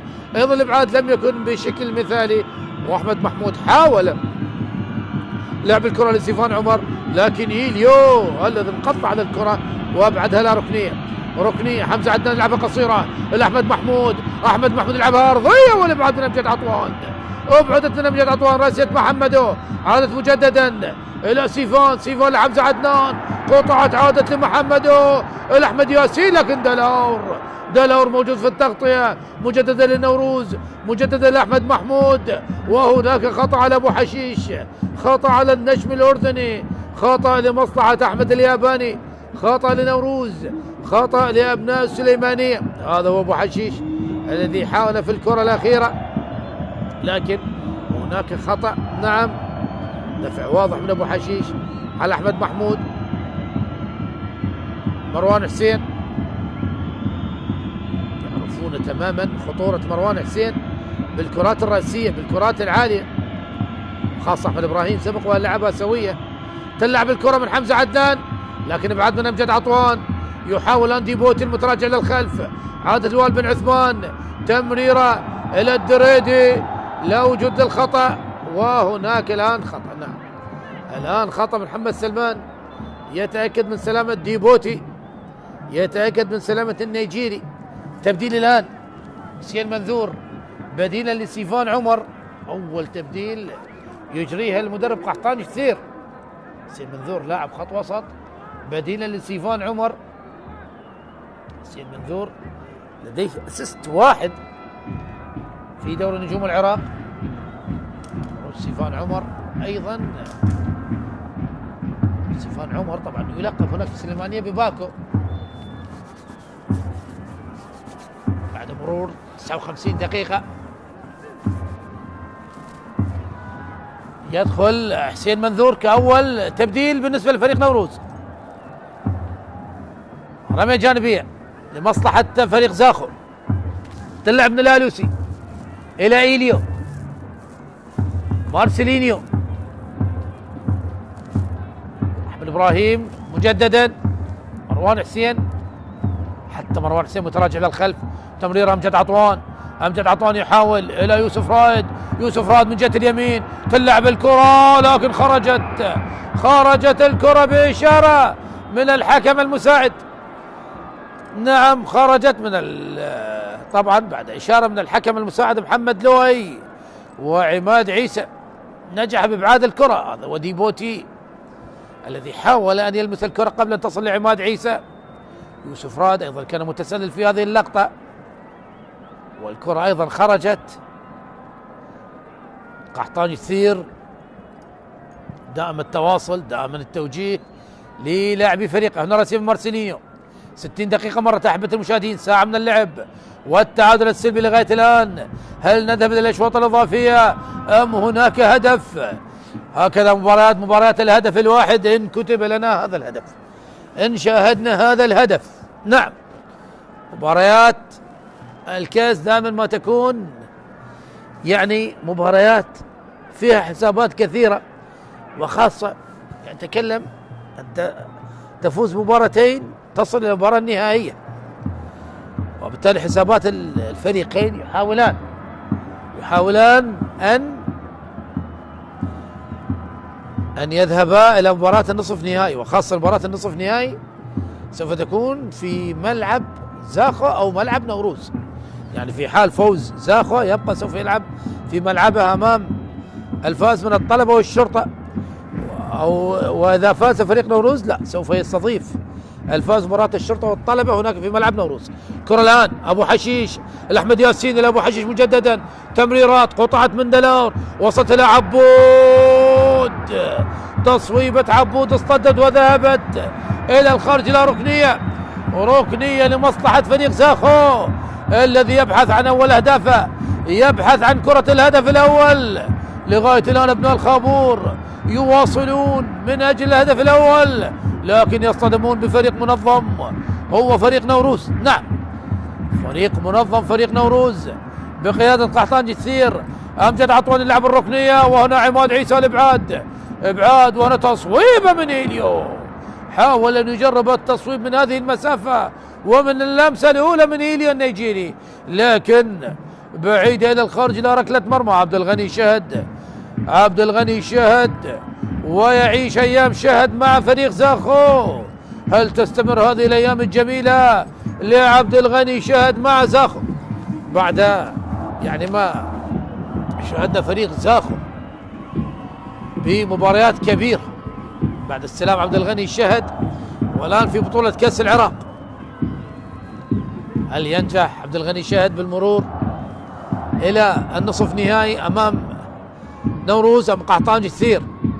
كرة الآن مارسيلينيو، يحاول مارسيلينيو تمريرة قطعت، عادت إلى بانوم مجددا، يحاول فريق نوروز إيفونج الذي انتقل إلى جهة اليمين، لعب الكرة سيد منذور، تصويبة اصطدت، عادت مجددا لمصلحة فريق نوروز. الأحمد محمود، أحمد يحاول المرور، محمود لعب الكرة، هنا دريدي، مرت على الدريدي، مرت على التونسي علاء، وذهبت إلى الخارج.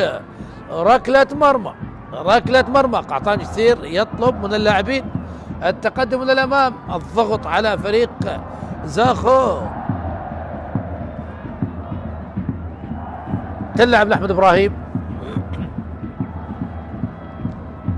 أحمد يحاول المرور، أحمد تمريرة كاد بانوم أن يخطفها، لكن وصلت إلى إيليو لعطوان، إلى أبو حشيش لمحمدو، تدرج بالكرة، محاولة الإبعاد من علي صالح في مرة ولا الثانية، تشتيت للكرة، لكن هناك تسلل، هناك راية وتسلل على اللاعب محمدو في اللقطة الماضية.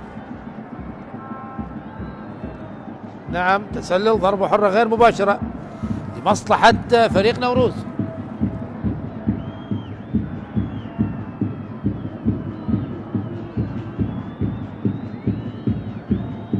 لقطة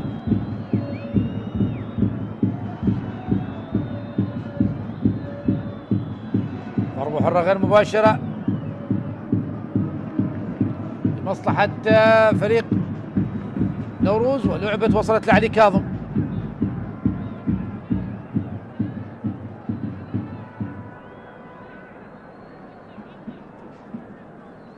علي كاظم يلعب الكرة طويلة وعالية اتجاه ديبوتي، مرت علي صالح بالرأس لمصلحة عماد عيسى حارس مرمى فريق نوروز.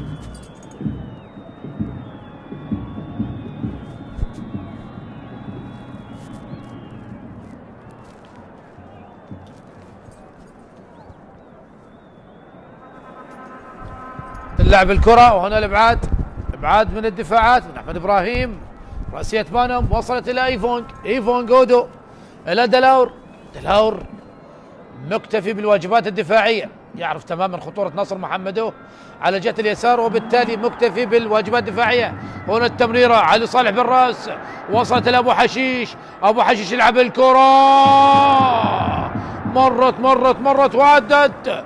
أبو حشيش لعبها باتجاه ناصر محمدو، لكن محمدو مرت الكرة عليه وذهبت إلى الخارج إلى ركلة مرمى.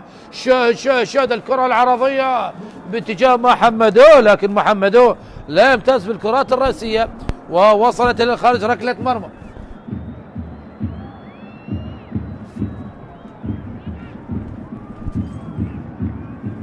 ركلة مرمى عماد عيسى يأخذ وقته بالكامل قبل لعب الكرة. تلعب الكرة، تغيير اللعب من إيفونج، أي تغيير للخارج بعيدة تماما. هناك إلى رمية جانبية.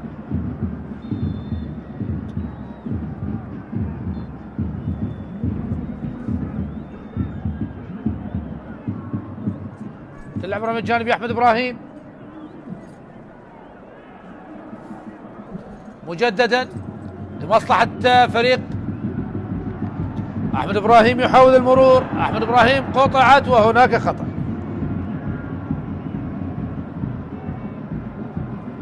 هناك خطأ على اللاعب الإثيوبي بانم كاتج.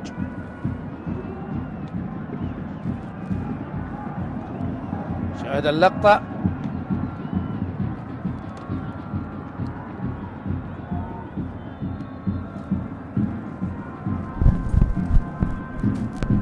خطأ الآن. كثيرة هي الأخطاء في الشوط الثاني. أمجد عطوان على لعب الخطأ، تلعب الكرة العالية، رأسية يوسف رائد كادت أن تأتي بالهدف الأول، وعبد الغني شاد لا يصدق كيف ضاعت هذه الكرة من يوسف رائد. لم يكن أحد من مدافعين نوروز قريب عليه، لكن يوسف رائد الذي لعب الكرة. هل كان متسلل في هذه اللقطة؟ لكن رأسية يوسف رائد إلى الخارج، وعبد الغني الشهد لا يصدق كيف أضاع الكرة يوسف رائد. حتى يوسف رائد بنفسه لا يصدق كيف ضاعت الكرة. هذه الكرة الأخيرة. الكرة الآن هنا الرأسية، مروان حسين يحاول، لكن إيليو موجود في التغطية. رأسية أحمد محمود وصلت إلى يوسف رائد، يلعبها لعلي كاظم، يضغط مروان حسين على علي يضطر لعب الكرة الأمامية عالية باتجاه ناصر محمدو. هنا الرأسية والمحاولة، الكرات مقطوعة، وصلت لأحمد محمود. أحمد محمود مرر إلى بانم عدى بالسرعة وبالقوة، يلعبها لأحمد محمود، لكن أحمد إبراهيم القائد والكابتن في التغطية يحاول المرور، مرر لأحمد ياسين. أحمد ياسين تمريرة ديبوتي فارق السرعة، وهنا عماد عيسى ممتازة من عماد عيسى، خرج وابعد الكرة وعلى ما يبدو يعاني من إصابة. وهناك خطأ لأحمد ياسين، لمس الكرة باليد، وعلى ما يبدو عماد عيسى نعم تعرض إلى الإصابة، لكن أي خروج من عماد عيسى الذي أبعد الكرة من أمام ديبوتي بعد سباق سرعات ما بين علي صالح وديبوتي. نشاهد أحمد ياسين سباق سرعة ما بين علي صالح وديبوتي، لكن عماد عيسى يا الله على الخروج الناجح وأبعد الكرة من أمام ديبوتي. نعم ديبوتي لمس الكرة، لكن عماد عيسى انقضاض متميز في هذه اللقطة. قحطان يسير نعم، وعبد الغني شهد والتوجيهات مستمرة. أبو حشيش الأمجد عطوان، مارسيلينيو أمامية من مارسيلينيو باتجاه ديبوتي. علي صالح والإبعاد من علي صالح إلى الخارج، رمية جانبية.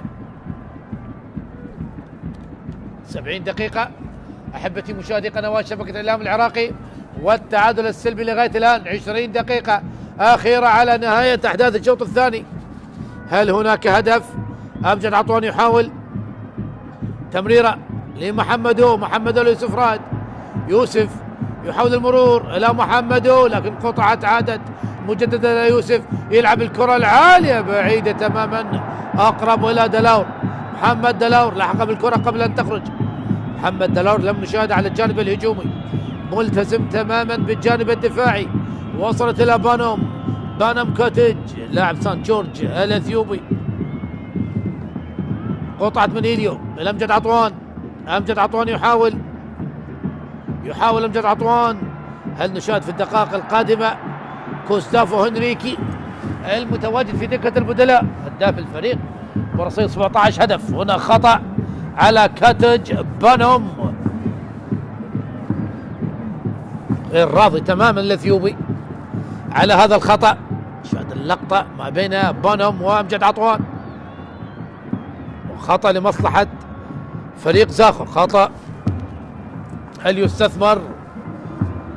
هل يأتي بكرة الهدف الأول أم تبقى النتيجة سلبية بدون أهداف؟ شاهد اعتراض بانوم كاتوج على هذا الخطأ. أمجد عطوان، يعني فريق زاخو يمتاز بالكرات الرأسية بوجود أحمد إبراهيم وسيلينيو، إضافة إلى ديبوتي ويوسف رايد. تلعب الكرة، أمجد عطوان حاول أن يغالط الحارس عماد عيسى، لكن عماد عيسى كان على الموعد ومسك الكرة، لعبها سريعا إلى حمزة عدنان المنطلق من جهة اليسار.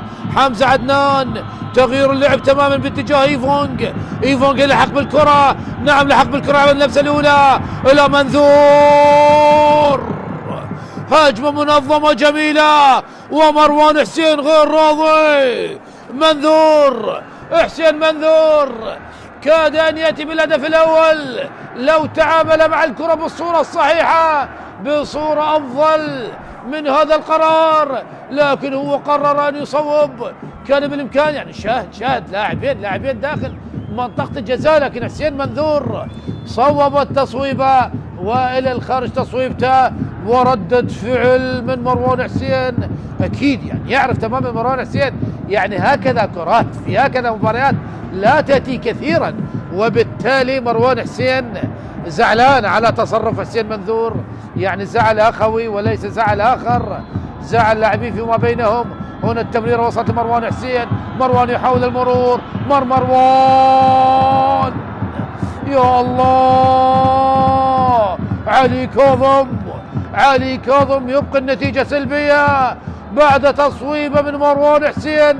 شاهد تمريرة من الدرادي إلى مروان الذي انطلق ومر من أمام مارسيلينيو وصوب الكرة، لكن علي كاظم بأصابع اليد اليسرى، نعم بأصابع اليد اليسرى يتميز علي كاظم في هذه اللقطة. أي إبعاد! لا يا جمهور زاخو، أشدنا بكم كثيرا، لا داعي لهكذا تصرفات، لا داعي لهكذا، يعني حتى لاعبيكم غير راضين. أتكلم عن هؤلاء الجمهور، هذا النفر الضال، هذا النفر البعيد عن الروح الرياضية الذي يرمي القنانة البلاستيكية على حمزة عدنان على تنفيذ الركلة الركنية. نوروز الآن يشكل الخطورة، حمزة عدنان يلعب الركنية، هنا الراسية يحاول المتابعة من بن عثمان، والموجود يلعب الكرة، اصطدت بأمجد عطوان، يحاول إيليو بالهجوم المرتد، تمريرة أمامية، أحمد ياسين انطلق، أحمد ياسين يحاول أمام دلاور، يلعب الكرة، وصلت إلى محمد مع الكرة، ما زالت لمصلحة فريق زاخو. عاد لاعبي فريق نوروز، انتهت الهجمة المرتدة، تلعب من إيليو باتجاه ديبوتي، محمد جول.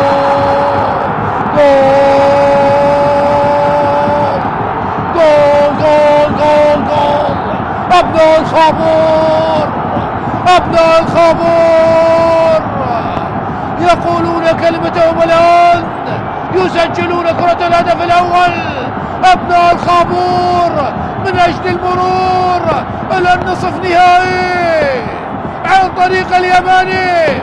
محمد يضع زاخو في المقدمة، يضع كرة الهدف الأول بعدما كانت هناك هجمة خطيرة لنوروز وركنية، عودة مرتدة سريعا ومحمد يضعها في شباك عماد عيسى، في شباك نوروز.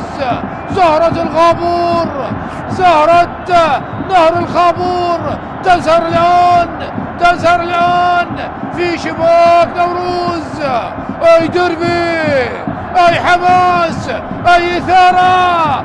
محمد يضع الهدف الأول في الدقيقة 75 من أحداث هذا اللقاء.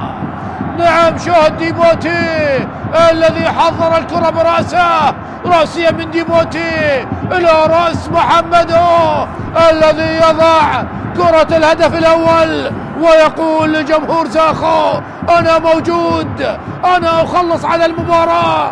فرحة كبيرة، فرحة كبيرة، سواء في المدرجات أو في دكة البدلاء. نعم، الآن هناك إثارة وجنون، وحكم اللقاء يقول أكيد يعني لوجود الخطأ، وجماهير زاخ الآن تتنفس الصعداء. أبناء خابور، نهر الخابور الذي يشق المنطقة، يشق هذا القضاء زاخ على نصفين. لكن اليوم الجميع يتوحد خلف هذا الاسم، خلف زاخو، خلف أبنائهم، والشماريخ تشتعل هناك في مدرجات ملعب زاخو. وما أدراك ما هذه المدرجات، مدرجات الجنون، مدرجات الإثارة، مدرجات الرعب. والآن زاخو يتقدم بالنتيجة على حساب نوروز. الله على هكذا مباراة! هل يستطيع فريق نوروز أن يعود بنتيجة اللقاء؟ هدف لزاخو يصل به لغاية الآن إلى المربع الذهبي، بانتظار القادم من مواجهة ديربي بغداد ما بين الشرطة والطلبة. ديربي الكردستان الآن يشير بتقدم زاخو على نوروز. الآن دلاور يلعبها إلى ايفونج، إلى حسين منذور. حسين منذور أمامية لإيفونج، لكن أقرب لمارسيلينيو.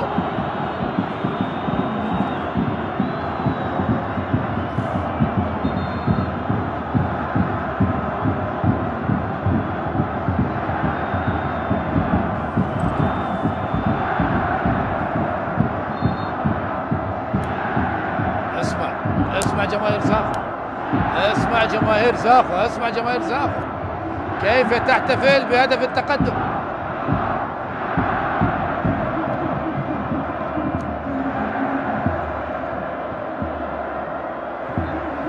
تلعب ركلة المرمى للخارج، رمية جانبية لمصلحة فريق نوروز.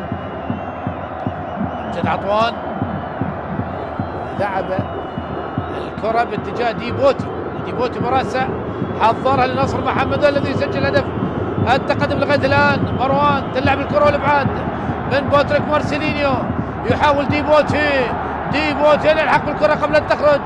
هناك ضغط من وائل بن عثمان. ديبوتي ينتظر على الكرة، يعمل ديلي، يلعب الكرة لعبود لمحمدو.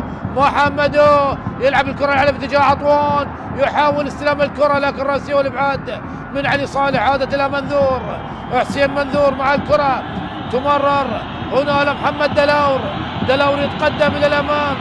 محمد دلاور يلعب اماميه باتجاه مروان حسين بالقرب من مارسيلينيو. مروان يحاول المرور من امام مارسيلينيو لكن قطعت وعادت لمصلحة فريق زاخو. احمد ياسين يحاول المرور من امام دلاور، لكن دلاور قطع الكرة وعادت مجددا لمصلحة فريق نوروز.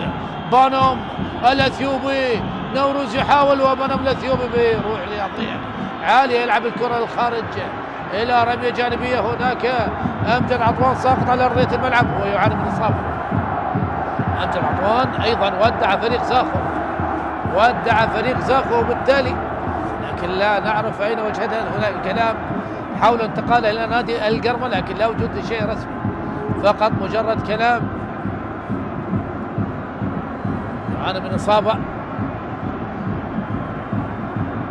إصابة فريق. اللقطة المشتركة كانت ما بين حسين منذور وأمجد عطوان، مواجهات سابقة بين الفريقين 3 انتصارات لزاخو، سجل 7 أهداف، و3 انتصارات لنوروز، سجل ايضا 7 أهداف، والتعادل حضره في مباراتين، والمباراتين في هذا الموسم 24-25، يعني ثالث لقاء ما بين نوروز وزاخو، وزاخو ونوروز في هذا الموسم.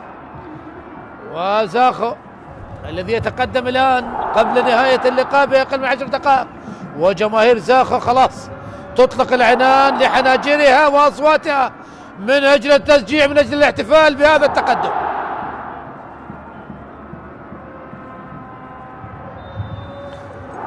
رمية جانبية الآن لمصلحة فريق زاخو من أبو حشيش، محمد أبو حشيش إلى عبود، عبود أيضا روح رياضية كبيرة يلعبها لعماد عيسى حارس مرمى نادي نوروز، أكيد روح رياضية كبيرة، والمدرجات تشتعل هناك في ملعب زاخو. تلعب الكرة العالية، يوسف راد موجود على التغطية والإبعاد من يوسف راد، راسية وائل بن عثمان وصلت لأحمد محمود، وهناك راية وتسلل، راية وتسلل، ضربة حرة غير مباشرة، اللعبة السريعة من علي صالح. نعم ديبوتي عاد من التسلل،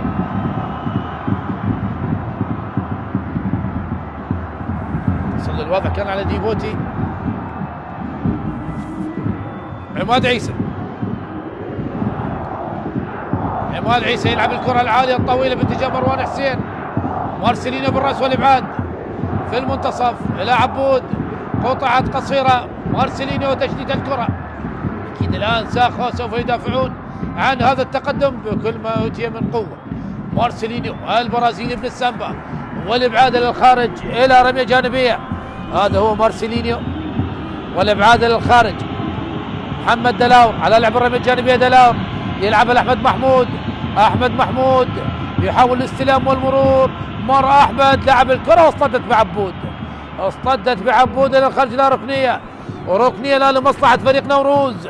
نوروز لم يرمي المنديل، أبناء السليمانية لم يأتوا للفسحة والتصيف هناك في قضاء زاخو في شمالنا الحبيب في كردستان الجميلة. ركنية الآن حمزة عدنان على تنفيذ الركلة الركنية، هل يعدل عن طريق كرة ثابتة؟ حمزة يلعب الركنية، وهنا علي كاظم، والابعاد من علي كاظم، يحاول ايفونج، والكرة خرجت الى الخارج. رمية جانبية لعبت سريعة لنوروز، عادت الى بانوم، الى حمزة عدنان، لحق بالكرة حمزة عدنان ام لا؟ والكرة ما زالت لم تخرج، وصلت لحمزة، حمزة مر، عدى حمزة، يحاول حمزة، وركنية أخرى، ركنية أخرى. أمجد عطوان، لماذا هذا الاعتراض؟ لماذا هذا الاعتراض يا أمجد عطوان؟ بطاقة صفراء على البديل. أمجد عطوان يتحصل على بطاقة صفراء، هي الثانية على لاعبي نادي زاخو والرابعة في المباراة. ركنية أخرى، يضغط الآن فريق نوروز. شاهد حمزة عدنان كيف مر، وكان دخول من أمجد عطوان، والكرة ركنية حسب إشارة الحكم المساعد الأول. هل لمست أمجد عطوان؟ هل لمست أمجد عطوان أم لا؟ هنا اللقطة، نعم أمجد عطوان لمست الكرة بأمجد عطوان، بطاقة صفراء بسبب الاعتراض، اعتراض مبالغ به، اعتراض فيه مبالغة من أمجد عطوان، خاصة لاعب منتخب وطني. السلامة لأبو حشيش، أقل من 6 دقائق على نهاية أحداث هذا اللقاء، على أحداث الشوط الثاني، وتقدم لفريق زاخو على نوروز بهدف ناصر محمدو في الدقيقة 75. لكن نوروز الآن يضغط عن طريق الركلات الركنية، يحاول أن يعدل، يحاول جر المباراة لأشواط إضافية.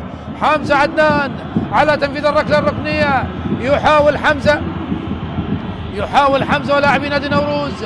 حمزة عدنان يلعب الركنية، وهنا الابعاد من علي كاظم، ركنية أخرى، يضغط بقوة لاعبي نادي نوروز، وعلي كاظم يطلب من اللاعبين الهدوء والتعامل بعقل مع الكرات الثابتة للاعبي نادي نوروز. حمزة عدنان يذهب إلى الجهة الأخرى من أجل لعب الركلة الركنية،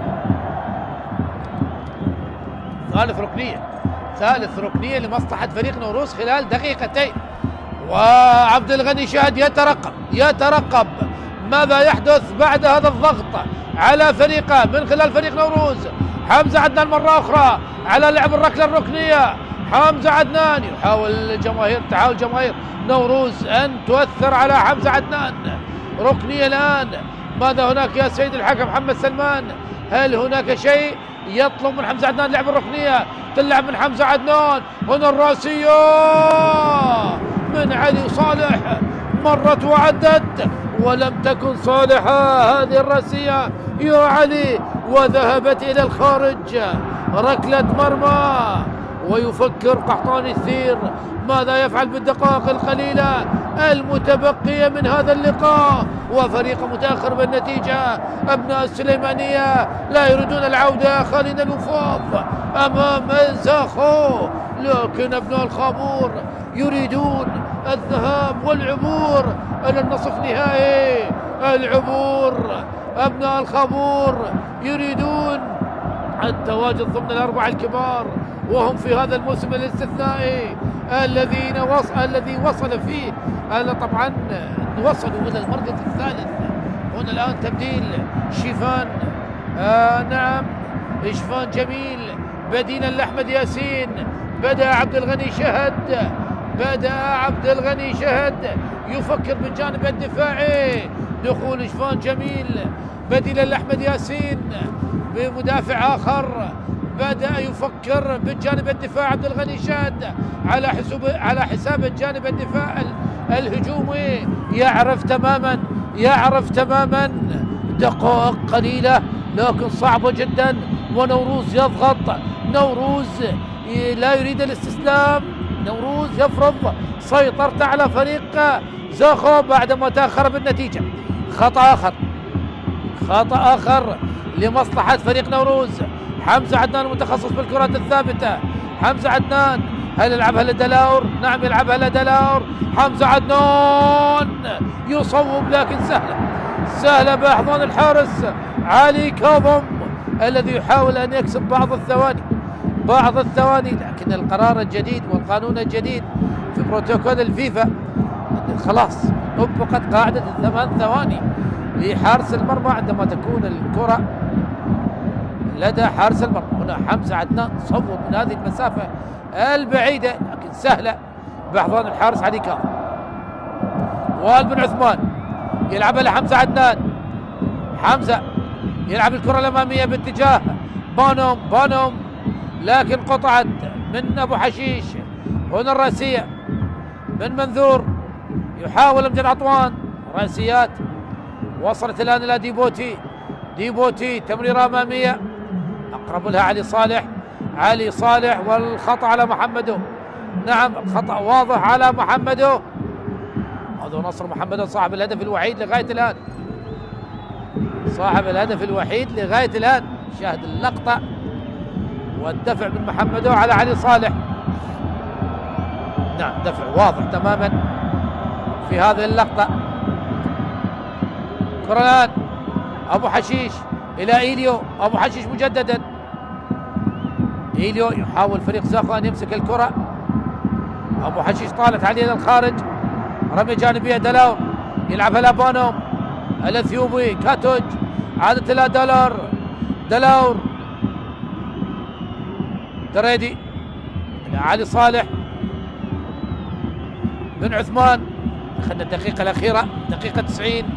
كم سوف يضيف الحكم محمد سلمان على أحداث الشوط الثاني؟ على الدريدي يلعب الكرة العالية الأمامية باتجاه مروان حسين. يحاول هنا الراسية. يوسف رائد يتركها لعلي كاظم.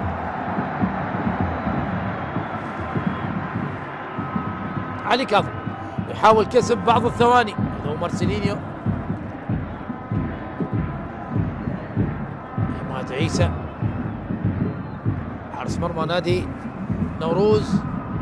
من الراسية والإبعاد وصلت لأمجد عطوان. تمريرة إلى ديبوتي. 1-2 مع أمجد عطوان. أمجد مر عدى لعب الكرة طارت على عبود وهناك تسلل. نعم تسلل على فريق زاخو. 5 دقائق كوقت مضاف على أحداث الشوط الثاني. التسلل اللي كان متقدم ديبوتي. القدم اليمنى متقدمة على آخر ثاني مدافع في فريق نوروز، وبالتالي راية وتسلل. تلعب الكرة الآن لابانو، يضغط ديبوتي. هناك خطأ لمصلحة فريق، وبطاقة صفراء على علي صالح، بسبب دفع اللاعب ديبوتي، وأيضا بطاقة صفراء على ديبوتي.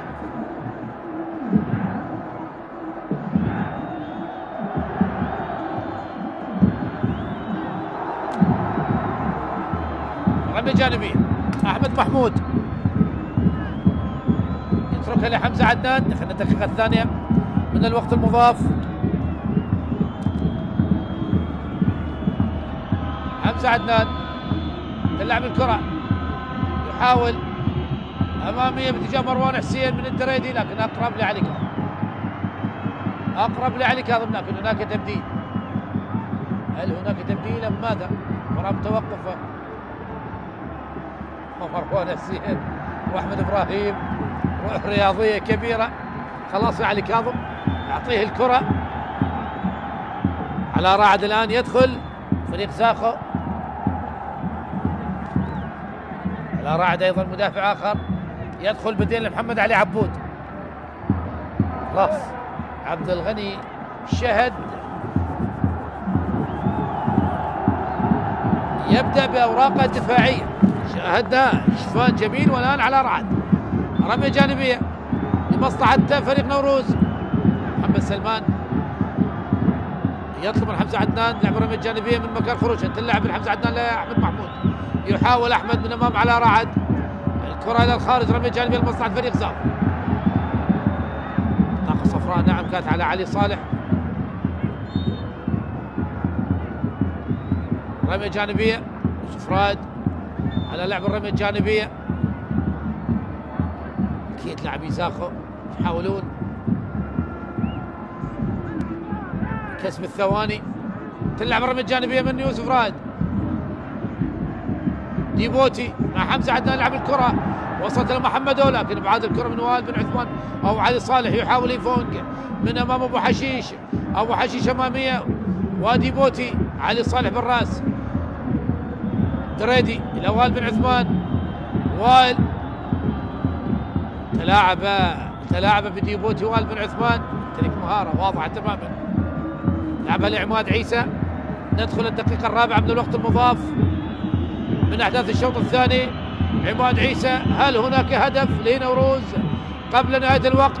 كرة الآن يحاول التمرير، لكن عادت إلى حمزة عدنان، إلى الدريدي يلعب الكرة، وصلت وابعدت من أحمد إبراهيم إلى دلاور. أمجد عطوان بالرأس. دلاور من جديد إلى الدريدي، على الدريدي يلعب الكرة العالية داخل منطقة الجزاء الرأسية لبعاد أحمد إبراهيم. عادت لحمزة عدنان. حمزة تصويبه بالقدم اليمنى، واصطدت برأس أحد مدافعي فريق زاخو إلى الخارج. ركنية. ودخلنا الدقيقة 5 والأخيرة من أحداث هذا اللقاء. الدقيقة 5 والأخيرة من الوقت المضاف على أحداث الشوط الثاني. لغاية الآن فريق زاخو ذاهب إلى المربع الذهبي، ذاهب إلى مربع الكبار في بطولة كأس العراق لهذا الموسم. زاخو الذي احتل المركز الثالث في الدوري كإنجاز تاريخي لهذا النادي. شاهد حمزة عدنان الذي صوب بالقدم اليمنى، لكن أبعدت